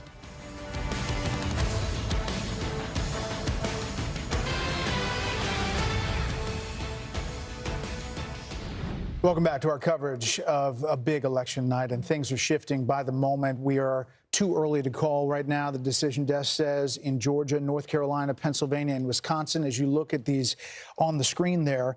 But you can see that Georgia, we're the lead with 90% in. As Bill talked about earlier, the Atlanta vote, we're still waiting on that, and that could be why the decision desk is holding back there. North Carolina, also 89% in, 136,000 votes. That's starting to get into territory which is tough to close depending on where that vote stands out. The big, obviously, states that we're watching are the blue wall states, Pennsylvania and Wisconsin, 65% and 75% in. But again, the former president leading now. And the question is, how much of that vote showed up for Vice President Harris in the Philadelphia area, the suburbs, the Bucks County areas in Pennsylvania. Bill, what do you got? Just picked up something from the New York Times. I just want to repeat this. I was trying to locate this on the map, and it's true. Right now, Donald Trump, in the big cities of America, Miami, Chicago, New York, Dallas, and Houston, he is improving on his margins from 2020 by double digits. You think about that, right? Since COVID, you think about immigration. You think about the homeless crisis. You think about how our cities have changed over the past 4 years. Maybe that's having an impact. Now, what I'm looking at here is Wisconsin. Just want to point out 2 things in Wisconsin. I want to compare that to what's happening in Pennsylvania, because I think there's a trend that is favorable toward Trump, okay? So here we go, Dane County. I'm going to take you back to 2020. I'll just compare the numbers for Biden and Kamala Harris, okay? So this is Madison, University of Wisconsin, et cetera. Ton of Democratic votes in this county. So she is underperforming Biden's mark by about 1.7 points. And that translates to, it could be tens of thousands of votes. Trump, meanwhile, is up about 1.4 going back to 4 years ago. Let me come up here to La Crosse, all right? You get Democratic votes here in La Crosse, right along the border there with Minnesota. So this is Biden 4 years ago. It's not quite 2.5, but it's close to it, where she's underperforming in a county where she should be doing better. And here you go, Trump doing 2.5 points better in that particular county in Wisconsin. So we'll keep an eye on that. Come out a little broader here. Come back to 2024. Hang on one second, guys. And we'll go into Pennsylvania and try and prove a similar theory, all right, in 2 places. One is Allegheny and Pittsburgh. The other is Philadelphia. So we'll put this map into motion here. Put the slide bar out, okay? She's nearly meeting her number in Allegheny, off a half a point. Trump's doing slightly better, just 0.6 points. The last time I looked at that, she was dead even with the number from Joe Biden from 4 years ago on a percentage-wise. Come over here to Philadelphia, because this is really where, if you're a Democrat and you want to win the state, you got to run your numbers up in Philadelphia. And this kind of matches what I just read from, America's big cities. In Philadelphia, she's underperforming Biden's mark from 4 years ago. And Trump is outperforming, overperforming where he was 4 years ago. So, when you think about the number of votes that are available in Philadelphia, and you have 300,000, right? And that's a huge difference. I mean, you can run the totals up and never look back oftentimes in Pennsylvania if you're a Democrat running with a number like that. So let's take this off the screen. Come on back to 2024, and you guys are asking, how come we can't call North Carolina? Well, we may be getting closer because Mecklenburg is in and Wake is pretty much in. This is Guilford. That's Greensboro. You had a lot of campaigning down there. It's a fast-growing area, too. There's about 22% of the estimated vote is still outstanding. It's an impressive number. I haven't looked at this yet. Let's just go see Joe Biden. Okay, so pretty close to where Biden was. The raw number is lower, but on a percentage basis, she's just about hitting her number, and Trump's just a little higher, just a little bit there from 4 years ago. So maybe that's the reason you can't make a call in North Carolina. Maybe, and maybe that changes in a moment here. We'll see. So this is Georgia. Too soon to call yet again. Let's see with the 134,000. So 2.7. That has been consistent, guys, for a while now. On a percentage basis, it has not much moved. Trump is favored just under 3%. I can go hunting around trying to figure out why you can't call it. I would have to think maybe, DeKalb County still got a little bit of vote out there. Come up here to Gwinnett County as well. A little bit of vote out there. Democrats scored their points in Fulton, Cobb, Gwinnett, and DeKalb County. So too soon to call right now for the Peach State. Fox News Decision Desk can now project that former President Donald Trump will win the state of North Carolina. This has been a contested state. Vice President Harris went there many, many times. Democratic governor in the state of North Carolina. You saw former President Trump go there a number of times, about 4 times in the past 2 weeks to campaign. The campaign always felt that they were in good position in North Carolina. Now we can project that he will win the state of North Carolina and its 16 electoral votes. The Fox News Decision Desk can now also predict that Vice President Harris will win New Mexico. That was a tight race. It had tightened in recent days, but Vice President Harris will win New Mexico. So as we look at the race to 270, the electoral votes needed, it now stands at 232 for former President Trump and 198 for Vice President Harris. Another call to make. That's right. We can now let you know that the Fox Decision Desk can project that Vice President Harris will indeed win the state of Virginia. This was much closer. It was a state that the Trump team said they felt they might be able to expand the map, but he did better than he did in the prior elections. But this has just been called for Vice President Harris. And President Trump did better with non-married men than he did 4 years ago in Virginia, which seems to be a theme that we're seeing in a lot of these states. That all according to the Fox News voter analysis. We're going to make a call here. Stand by.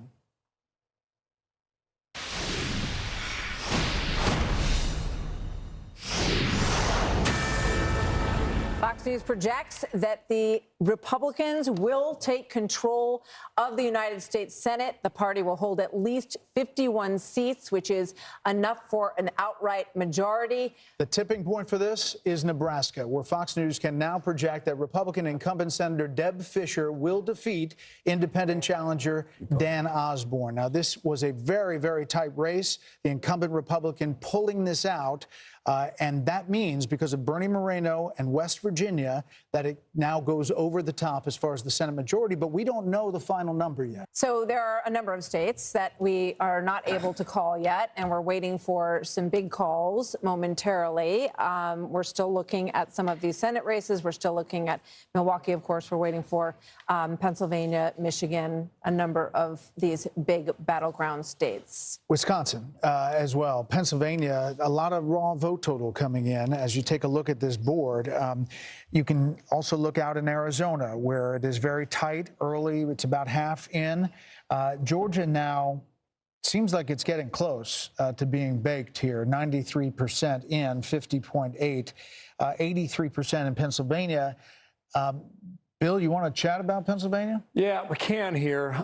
What I set up for you, Brett, is what the night's all about, right? How do you get to 270? And if you punch around on the map and just see the margins, I'm just going to do something, okay? I'm not getting ahead of anything here. But I want to tell you, as it stands right now, if you were to call this entire thing, okay? You know, Harris at 216, Trump at 232. And, you know, I know you're going to make a call because it's midnight on the East Coast. Oh, yeah. Yep. Come back. It is Wednesday in New York. Time flies. Polls just closed in Hawaii. The Fox News decision desk can now project that Vice President Harris will win the state of Hawaii. The Aloha State has voted for the Democrat in every election since 1984. This was no different. And the Fox News decision desk believes that Vice President Harris will win Nebraska's 2nd district, the area around Omaha. Not a big surprise there either. Not, but as you see the 270, we're at 232 to 216 with these big races still pending. The path is getting narrower for Vice President Harris. Fox News can also project that Hawaii's Democratic Senator Mazie Hirono will win a 3rd term. And the balance of power, as we just said, the U.S. Senate will go to Republican control. So far, 51-43. But again, you see those white blocks there. We could see some more Senate races continue to fall the Republicans' way. Okay. So rudely interrupted, Bill Hemmer by midnight, ticking down. Go ahead, Bill. Okay, that's all good. I just want to show you, based on where we stand right now, if you were to call the game, okay, Trump's at 232. He just widened his lead in Pennsylvania by 4. It's still not enough. In Georgia right now, his lead went from 2.7 to 2.2. We'll check back in a moment and see where that is. If you were to hang on in Georgia, 267, still not enough. I was looking at Michigan a moment ago. He was up almost 5 points in Michigan, okay? If it stays that way, it's his. And he's back in the Oval Office.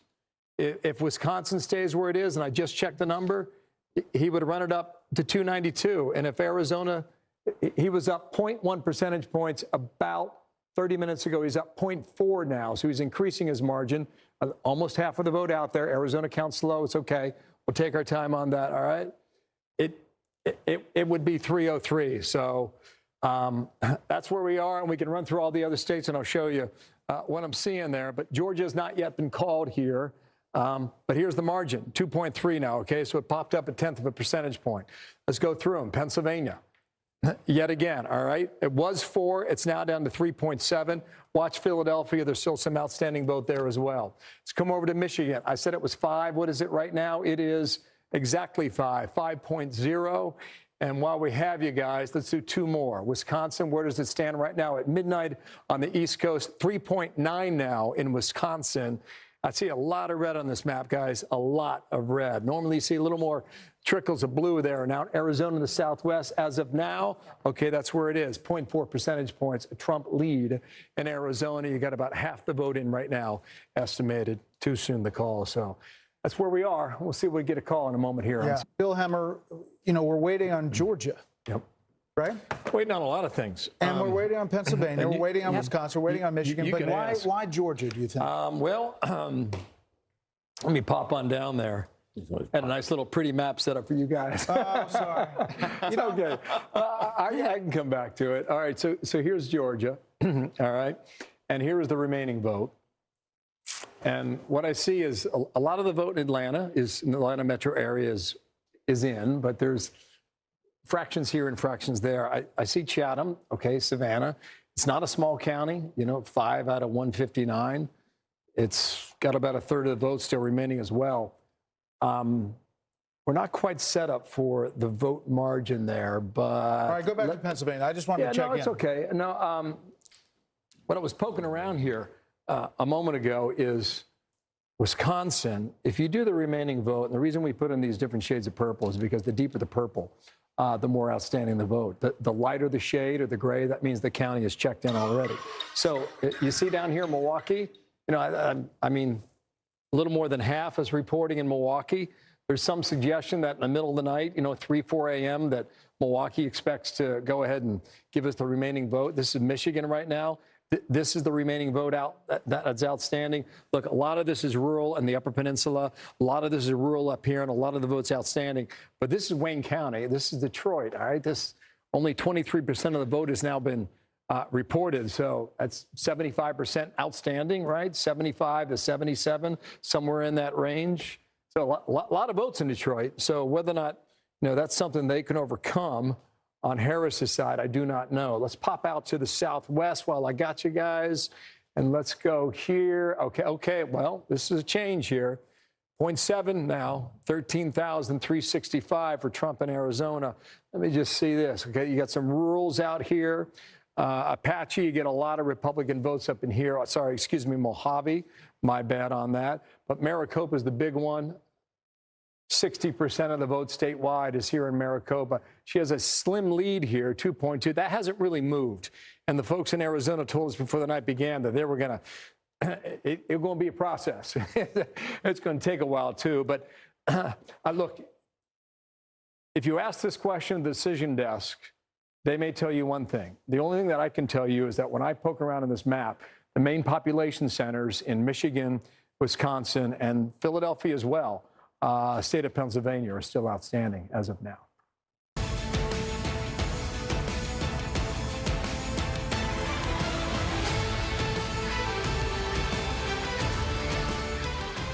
So we're getting a lot of vote in, but there are still several states that are very important that are still too early to call: Pennsylvania, Wisconsin, Michigan, and Georgia, states that we've been talking about a lot over recent weeks, and we just want to get all that data in. So if you put it up on the board, we can show that we are closing in because there is a lead in a lot of these states, and you look at what's left out there. Pennsylvania, 86% in. Michigan's a little early in 52%, and then 80% in Wisconsin. 93% in Georgia. We're going to dig into Georgia in a little bit. Yep. And we're going to go to Bill Hemmer because you're looking at Pennsylvania, Bill. Can you hear me? Yeah, I can. Yeah, sorry, they were talking to me. Go ahead. What's how that? come I always talk to you when they're talking to you? But because there's a lot to be said over here. All in right. this So figure. Pennsylvania we're still looking at, but we're also looking at the national popular vote. Yeah. Which he's currently leading. Yeah. One thing I was looking at here. Okay, this is Philadelphia. This is 2016. This is Trump's margin in Philadelphia, 15.5. Okay. Then he comes back 4 years later. Philadelphia. That's where I mean, it's a Republican running in a blue part of the state. He's just shy of 18. Okay. So where is he tonight? He's almost at 21. Okay. So hold on that moment here. Okay. There's a reason for this. Wow, that was a nice move. Yeah, like that? You caught me off guard. So let's go ahead and look at the vote difference for Pennsylvania. Some things I want to show you right now. We talked about this Democratic march over here. And really, when we talk about the blue wall, here's where we stand right now, okay? Got to reach higher than that. Trump's just shy of 3 percentage points, now ticking down to 2.7. That's a live number that continues to come in. Go ahead and clear this. Kevin, widen out there a minute. Let's look at the vote margin for Pennsylvania. I'm going to show you the blue wall and how, if it's moved every direction for the past 3 decades, is it about to move in the same direction yet again? Right? There's 3 counties here in Philadelphia that really tell a story. These are your flipper counties, all right? Look at Northampton. All right? Northampton is above Philadelphia. Trump's leading in Northampton. That flip for Biden, it's flipped back to Trump by about 5 points. Look at the other end of the state in Erie. Erie is one of these bellwethers as well. Kamala Harris has been leading there most of the night, and just about 30 minutes ago, Erie flipped. In Centre County, right smack dab in the middle of that T that you normally get in Pennsylvania, Centre County has always been the exception. It's been blue. That's where Penn State University is located, et cetera. Right. That is that is another indication about how well Trump has done in Pennsylvania thus far tonight. There's a real good chance he flips all those and maybe more shortly. So I want to show you that. We'll go ahead and clear it and give it back to you guys. Yeah, Kent County has been stubborn for Donald Trump. I think he would probably confess that. This was a flipper from 2020 when Joe Biden took it from the Trump team. Right now in Kent County, she's got a pretty comfortable lead here, about 10 points. It's a remarkable thing when you think about it. You know, the Gerald Ford Museum is there, and we talked about 5 hours ago about the realignment of America in the South, primarily like in North Carolina and Georgia and perhaps parts of Florida. You don't think about a realignment in Michigan necessarily, but this has been an area that Donald Trump wanted to win.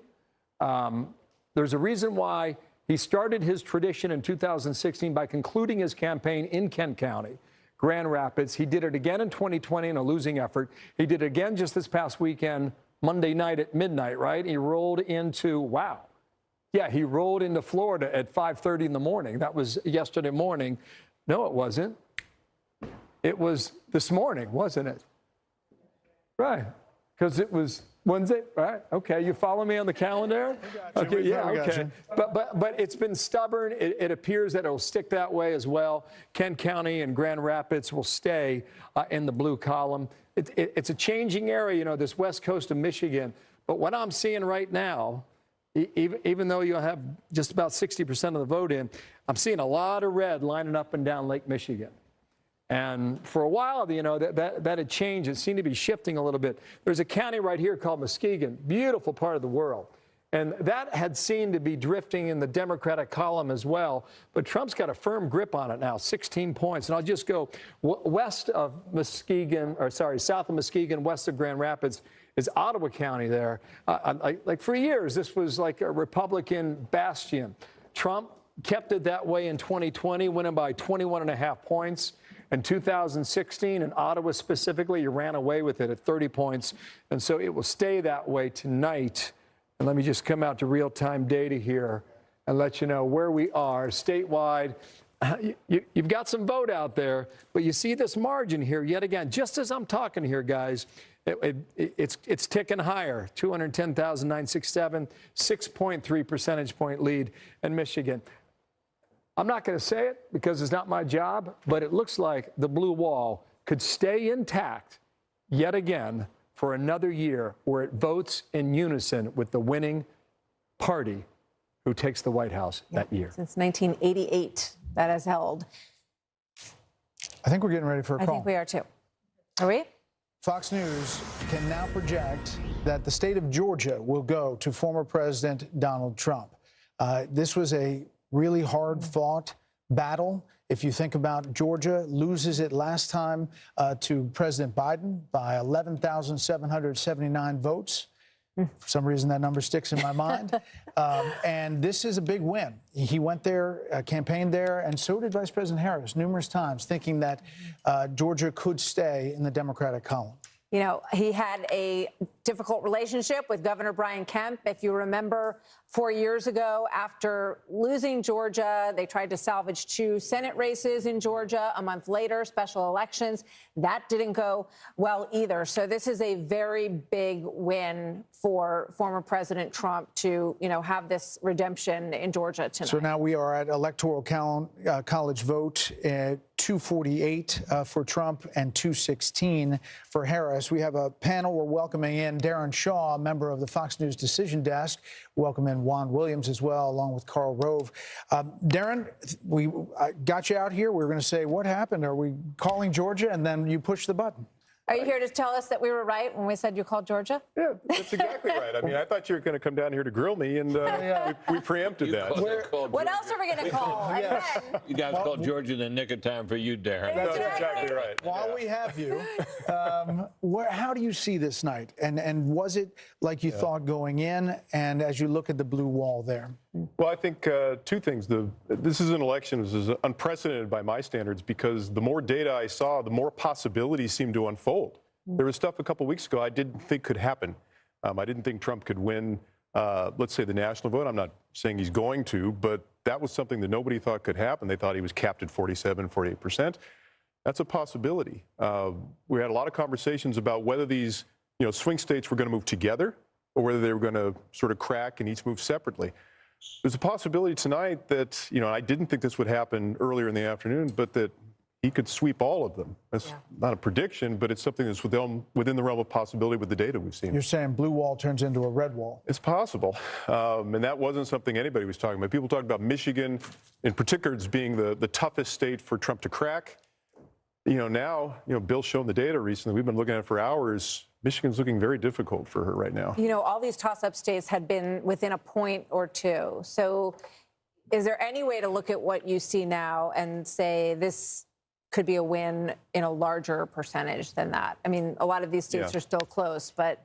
Right. What we're looking at right now, we have sort of model data, and we're looking to reach a certain level of statistical significance to make a call. But we're also looking at what we call the outstanding vote. And so, for instance, in the case of Georgia, we were modeling about 835,000 outstanding votes. A lion's share of them were coming from suburban Atlanta.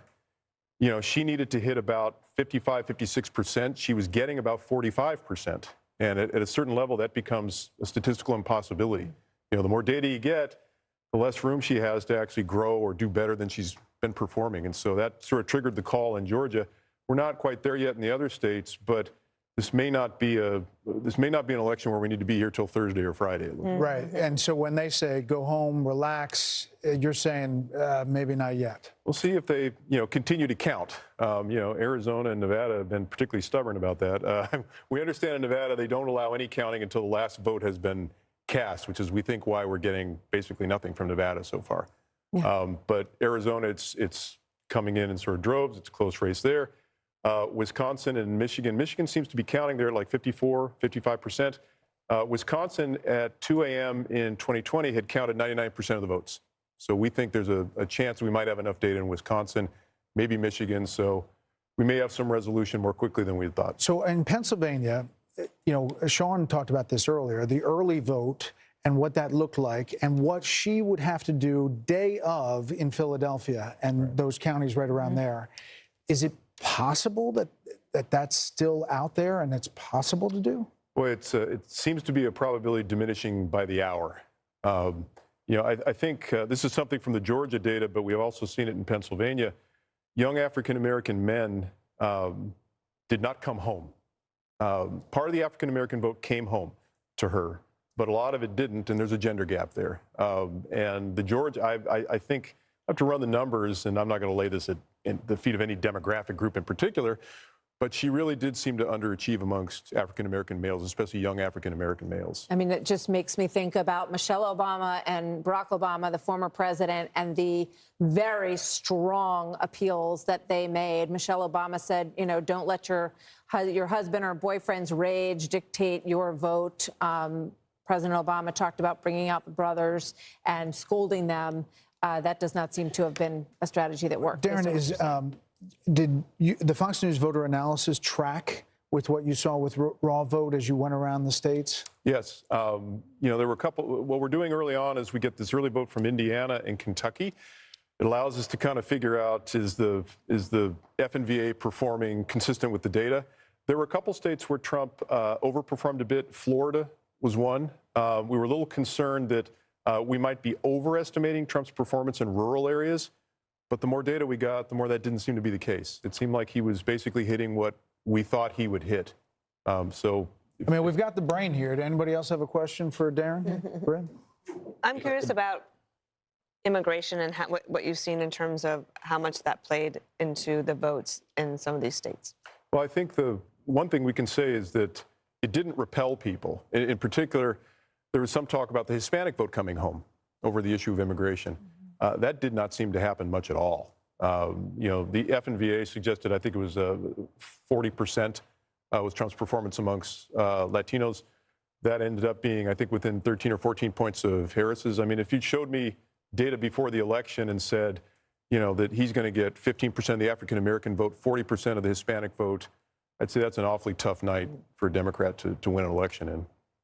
There's some reporting that Trump has won Erie County, Pennsylvania. Is that square with anything you understand? I think it was on sort of a knife's edge. I don't know if Bill's got the latest data, but it was a moment ago here. It's part of her hope, right? Went back to the Trump team, and right now, currently, just to keep you guys up to date, He leads it by a point and 1.4, which is a little less than 2,000 raw votes. And it's 99% left out. How much? Yeah. It's 99% in or 90? What did you say? 90, 99%. statewide, 90%. Darren, I got a question for you.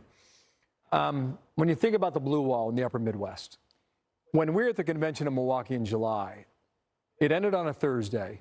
On a Friday, we had that national computer glitch, and all the airports were shut down. So all the delegates and all the journalists and all the campaign folks were stranded at the airport in Milwaukee. And I was still thinking at the time about, why did I just see Kid Rock? And why did I see Hulk Hogan? And why did I see Dana White? And I went to the campaign and I said, what's going on there? Because it was men. It was white men. And they said, we notice in the upper Midwest, at the time they were thinking about Minnesota, Wisconsin, Michigan, Ohio to a lesser degree, and Pennsylvania. That's what they were thinking about. And they said, we noticed that there was a certain percentage of white men who voted in 2016. They sat out 2020, and we're trying to win them back. Is there evidence that those white males in those upper Midwest states did that tonight? There was sort of a rule of thumb we were adopting that, and we spoke about this a little bit earlier in conversation with y'all, but that, the gender gap is a double-edged sword. Gender gap can help or hurt depending upon, the absolute level of support. We were looking at 55%. In other words, if Trump was hitting 55% with men, that was a good sign. If Harris was hitting 55% with women, that was a good sign. And in the upper Midwest states, he was getting closer to that sort of magic number than she was. So what they call it, the bro strategy or whatever, it seems to have paid some dividends up there. I mean, we're still waiting, but it's looking pretty good for him. So we can definitively say that the poll that we don't talk about in Iowa was kind of off. The Des Moines Register poll. I love Ann Seltzer. She's a giant and a pioneer in our field. I think what we were looking at, ironically, was not so much the top line in that race, but what Seltzer had said was that senior women were breaking away from Trump over the abortion issue. And I think our friend Sean Trende had a really good observation where he said that may be true, but it may not help Harris because that's something that could occur in Iowa where abortion was a hot issue, but might not occur nationally in other states where abortion wasn't as salient. We have to let you go, but really quickly, what's happening in Minnesota? That's what I was going to ask, exact question. Minnesota, why is that still? They have done what sometimes they do in states. They've stopped counting votes. Really? And we're kind of close After to. all we've been through with that? After all we've been through?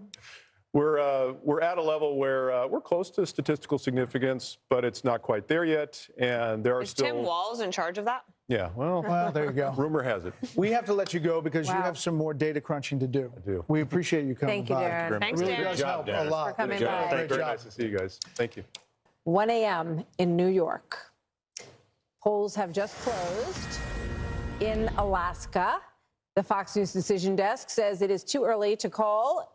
Trump has a lead in our Fox News voter analysis, so we will get you back to Alaska when we have a little more data to report there. And there you see 248 to 216, the Electoral College map. We are waiting on the blue wall, which could be a red wall. You just heard from Darren Shaw, and I think that data and the way he laid it out there and their decision-making really kind of lifts the curtain to how these guys operate. Based on our Fox News voter analysis, which again was 120,000 voters, that a rolling poll, and then the raw vote total that they came in.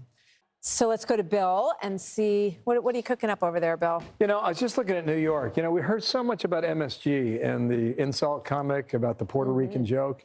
And, Trump, New York's his home, right? I mean, now living in Florida, Mar-a-Lago, but just look at this. I'm going to go ahead and use the slide bar and okay, 8 years ago when he's running against Hillary Clinton, this is his margin in New York, all right?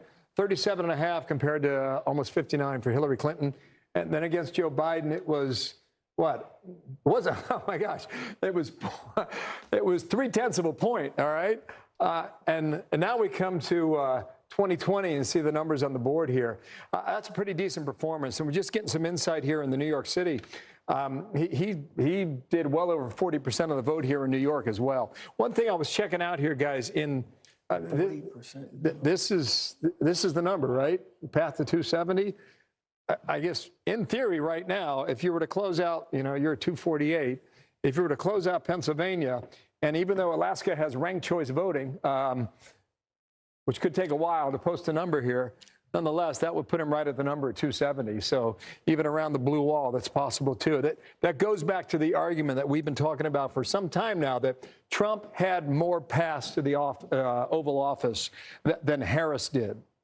Let's go check on Pennsylvania one more time here, and we'll see. Okay, it's holding steady at 3.5. 90% of the estimated vote out there is now reporting here. In Michigan, you know, the blue wall, 6.3, so that number is stuck a little bit here. Estimated somewhat, maybe 40% of the vote still missing there in Michigan and Wisconsin. You know, maybe we get some more numbers in. It got 85% of the vote in here. And, you know, Trump's holding on to this 4.2 advantage in Wisconsin. And Wisconsin, they take a lot of pride in what they do. They want to get the vote out quickly. Maybe Milwaukee notwithstanding, but the rest of the state, you know, that's their idea. So we could get that in maybe a little more as we go into what, the 2 a.m. hour? Are we going to 2 a.m. or 3? What are we doing here? Arizona sticking here at 0.7. What's that? Just keep going. Okay, you got it. This is Nevada, so we're starting to get our first numbers in from Nevada. For any of the nerds and geeks out there that have been deep in the weeds about the early voting, you've been watching Nevada.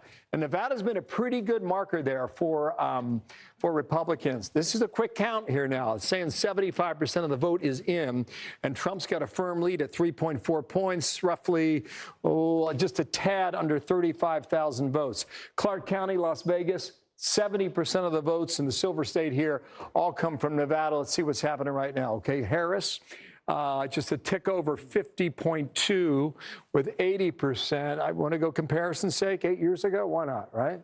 In Nevada, I don't know what this number is. We'll find out together, okay? So Hillary Clinton did 2 points better than Kamala Harris, and Joe Biden, okay, did even better, 3.5 over what Kamala Harris is putting up right now. So it appears if you're in the Trump camp, that's a pretty good number right now, just shy of 51% in Nevada early on. Here's Carl Rowe's favorite place in the world. This is Washoe County, right, Carl? Right now, a point, it's close, right? 0.2 points. What happened with Biden? Was it close? Yeah, pretty close, but Biden won the county. So in all likelihood, Trump's got a chance to flip this if it holds up right now. Super slim and more vote to come in, but Nevada is looking good too. And now you start to wonder, how high does this number go on the Electoral College? Yeah, New York Times needle is now at greater than 95% and likely to win the popular vote is what they have. Well, those guys had 2 Make America Great hats on. I saw someone with a front, really large back. one. Yeah. As we look now at what we have, Pennsylvania. Is this a call, ladies and gentlemen? We are now projecting that Donald J. Trump will win the state of Pennsylvania. Former President Donald J. Trump will win the state of Pennsylvania, and thereby he is on his way to becoming the 47th president of the United States. With this, the path for Vice President Harris has narrowed, and there's really no path going forward. It's vanished. This is historic. Everything was about Pennsylvania. Everything from the beginning was about Pennsylvania. Now, former President Trump will win the state of Pennsylvania, and we can make that call, the 19 electoral votes. That puts him at 267, not officially over the 270, but the path that it takes to get to 270, he is well on his way to becoming the 47th president of the United States in what is going to be the biggest political phoenix from the ashes story that we have ever seen, ever. I mean, I'm going to say it's more than Grover Cleveland in 1892. Yeah, 1892. I don't think that Grover Cleveland was not the subject of a Russia investigation, 2 impeachments, 2 assassination attempts. Indictments. They have indictments, 91 indictments, convictions, and there is almost nothing that hasn't been thrown at this former president. And his tenacity in wanting to go back and run again, which he announced immediately after he lost in 2020. This is a huge, historic moment in the United States of America as the former President Trump is closing in with just a few electoral votes away now from clinching 270 as Pennsylvania is called for Donald Trump. We're looking live, 1:21 a.m. in the morning at Trump headquarters. The cheers coming up. We're told the former president is there, as well as J.D. Vance, Senator J.D. Vance. They are getting ready to hear from former President Donald Trump. Again, at 267, not there yet, but looking at where that vote is in Wisconsin, where the vote is in Michigan, where the vote is in Nevada and in Arizona. There is no path, Brit Hume, for Vice President Harris, and just 30,000 feet.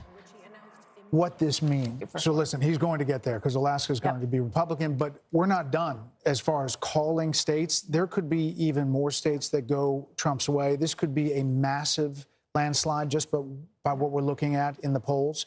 Fox News Decision Desk count now project, though, Vice President Harris will win Minnesota, and her running mate Tim Walz serves as the state's governor there. That takes it up to 267 to 226. But again, Donald J. Trump will be the 47th president of the United States. More Democracy 24 special coverage next.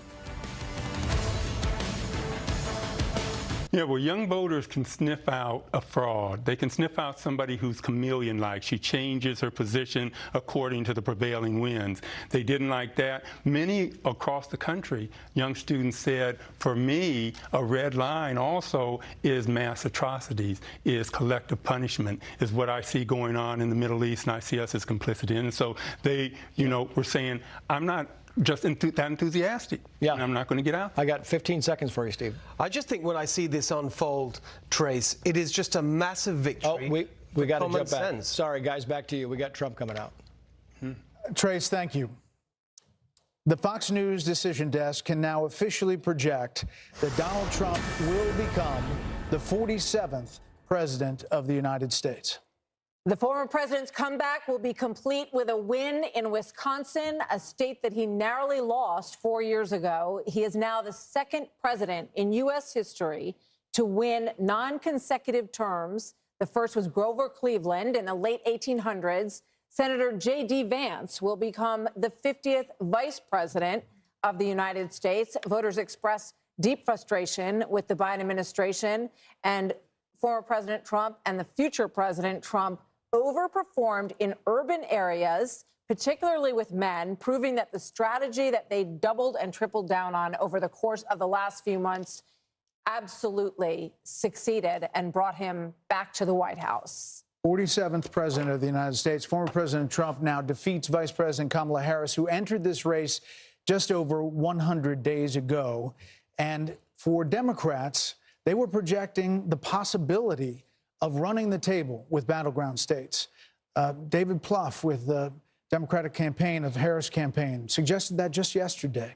Now it is possible that Donald Trump runs the table with these states and builds on a big landslide electoral win. We don't know where the popular vote is going to finish out, but we do know that he will be going back to the White House, and with him, Brit Hume, will be a lot of changes because he will have been there once and will know what he wants to do. Well, I want to say a couple of things. One is this journey has been absolutely amazing from covering this race from the beginning. Think about all the things that happened, all of the bumps along the road, the debate June 27th, a candidate that gets 2 assassination attempts, a new nominee, all that we followed. It's been a joy covering it with you, but we have so many people at Fox behind the scenes that put all of this on, that make all of this happen.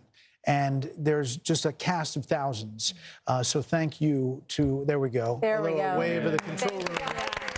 Very nicely done.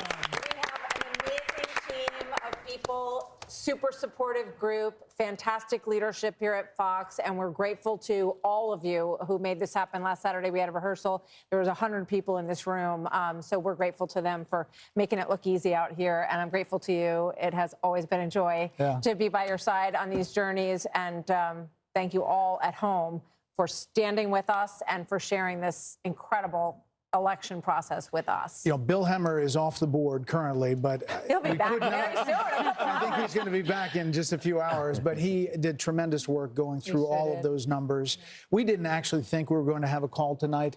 We thought that this might extend just when we first got our poll numbers, the Fox News voter analysis. But the fact that this is all coming to an end, trust us, the commercials will come to an end. The text messages will come to an end. But there's going to be a lot of digesting what happened tonight, which was history. This was history. And don't forget where you were tonight.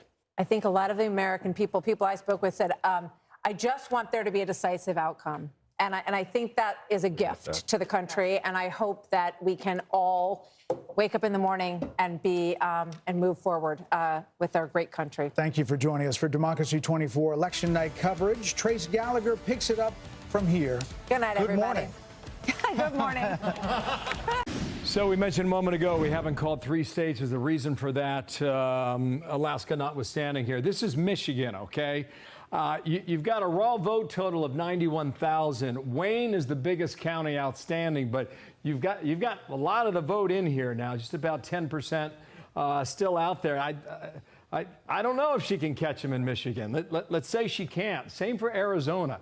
I was checking this out here. Raw vote total 104,000. Maricopa's where you get all your votes, 60% of the state. He's got a lead there, right? 2.3 points. Same for Nevada. Here is a 60,000 vote lead. It's almost 5 points. Clark County, Las Vegas, where you get 70% of the total votes statewide. I don't know if she can catch him there.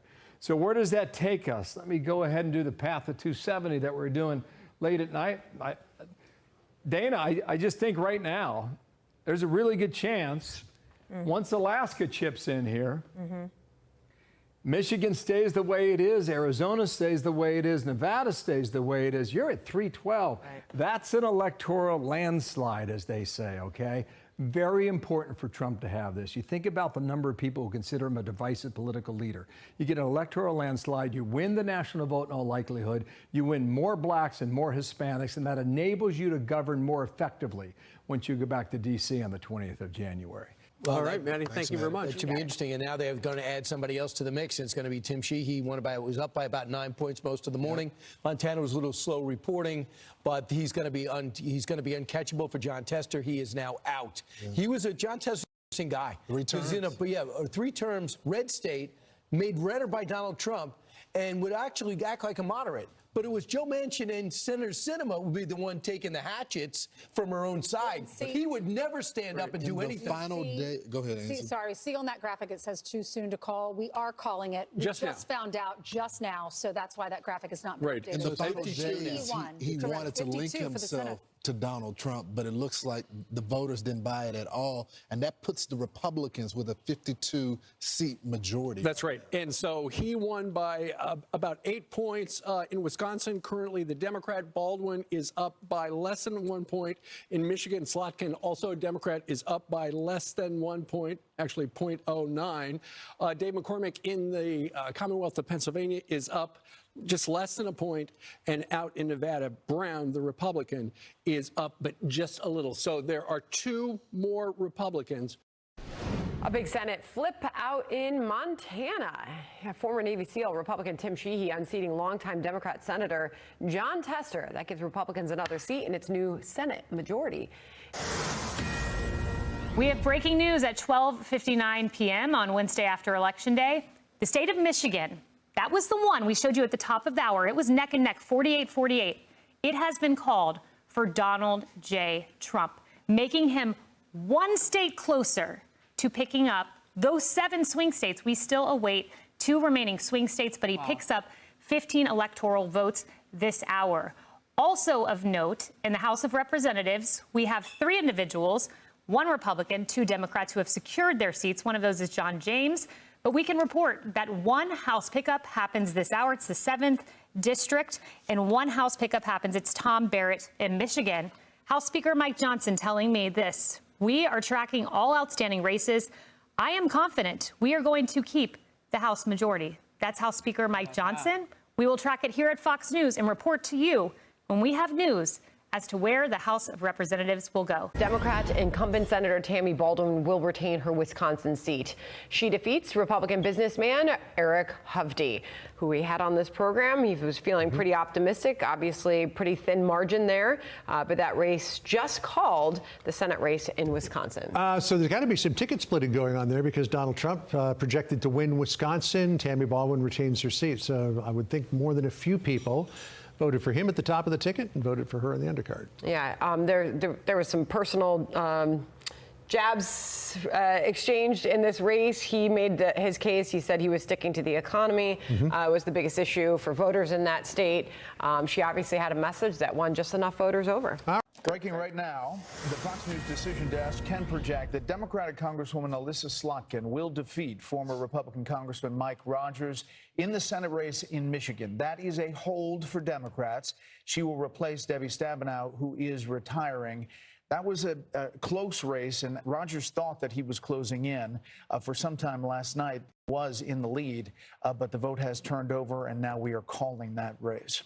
President-elect Trump getting congratulations from world leaders. Republicans will take control of the Senate come January, but it wasn't a clean sweep. Democrats managed to keep a hold of a few battleground seats like in Wisconsin and Michigan, but wow, that Michigan race was close. As for the House, the vote totals are still rolling in. So let's check in with senior congressional correspondent Chad Pergram. He has the latest on these results. Hi, Chad. Dana, good morning. There are still close races yet to be called in Alaska, Arizona, and Washington. The strength of former President Trump sidelined two Democrats in Pennsylvania.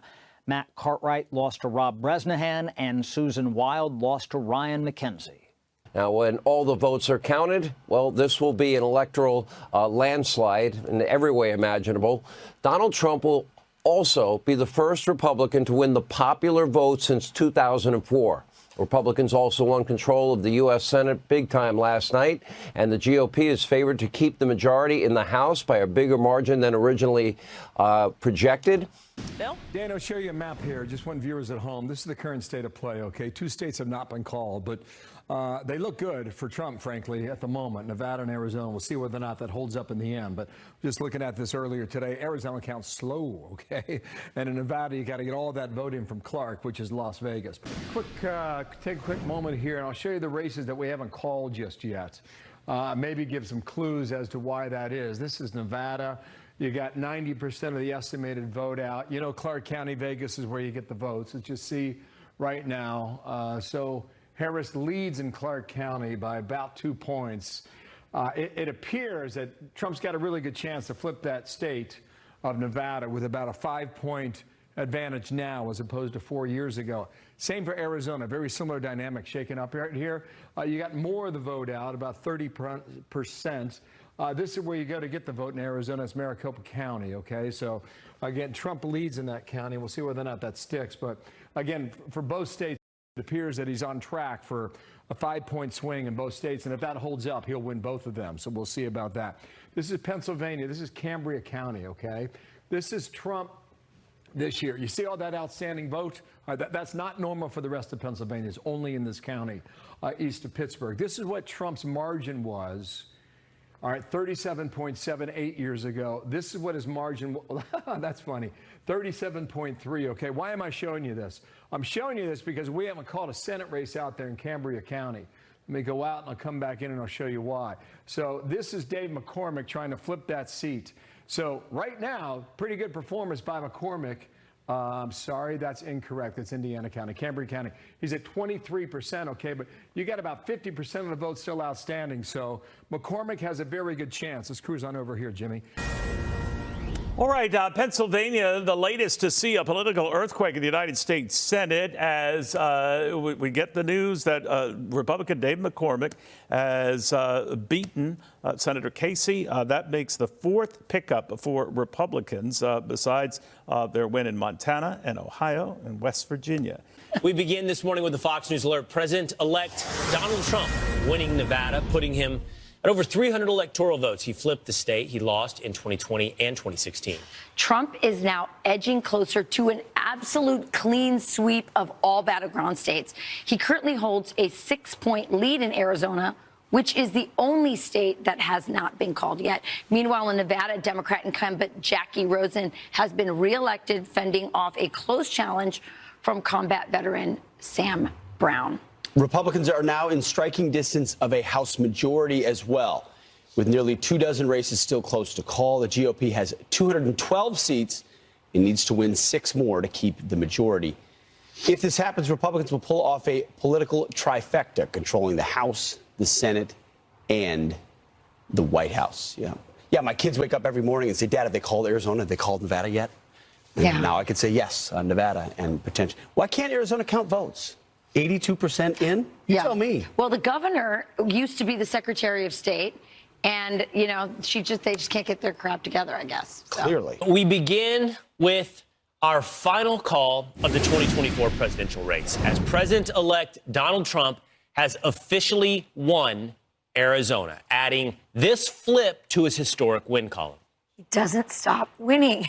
Trump sweeping all 7 battleground states, lifting his total number of electoral college votes to 312, the most won by a GOP presidential candidate since 1988. A little bit of breaking news coming into Fox News tonight. Put this up on the screen. We're being told that Ruben Gallego has won, the Associated Press says, has won the Senate race in Arizona over Kari Lake. That race has been going on for quite some time. They just called it moments ago.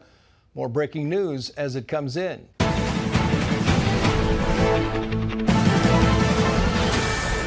And breaking tonight, a Republican trifecta. The Fox News decision desk now projecting Republicans will maintain control of the House. We'll have much more on this in moments.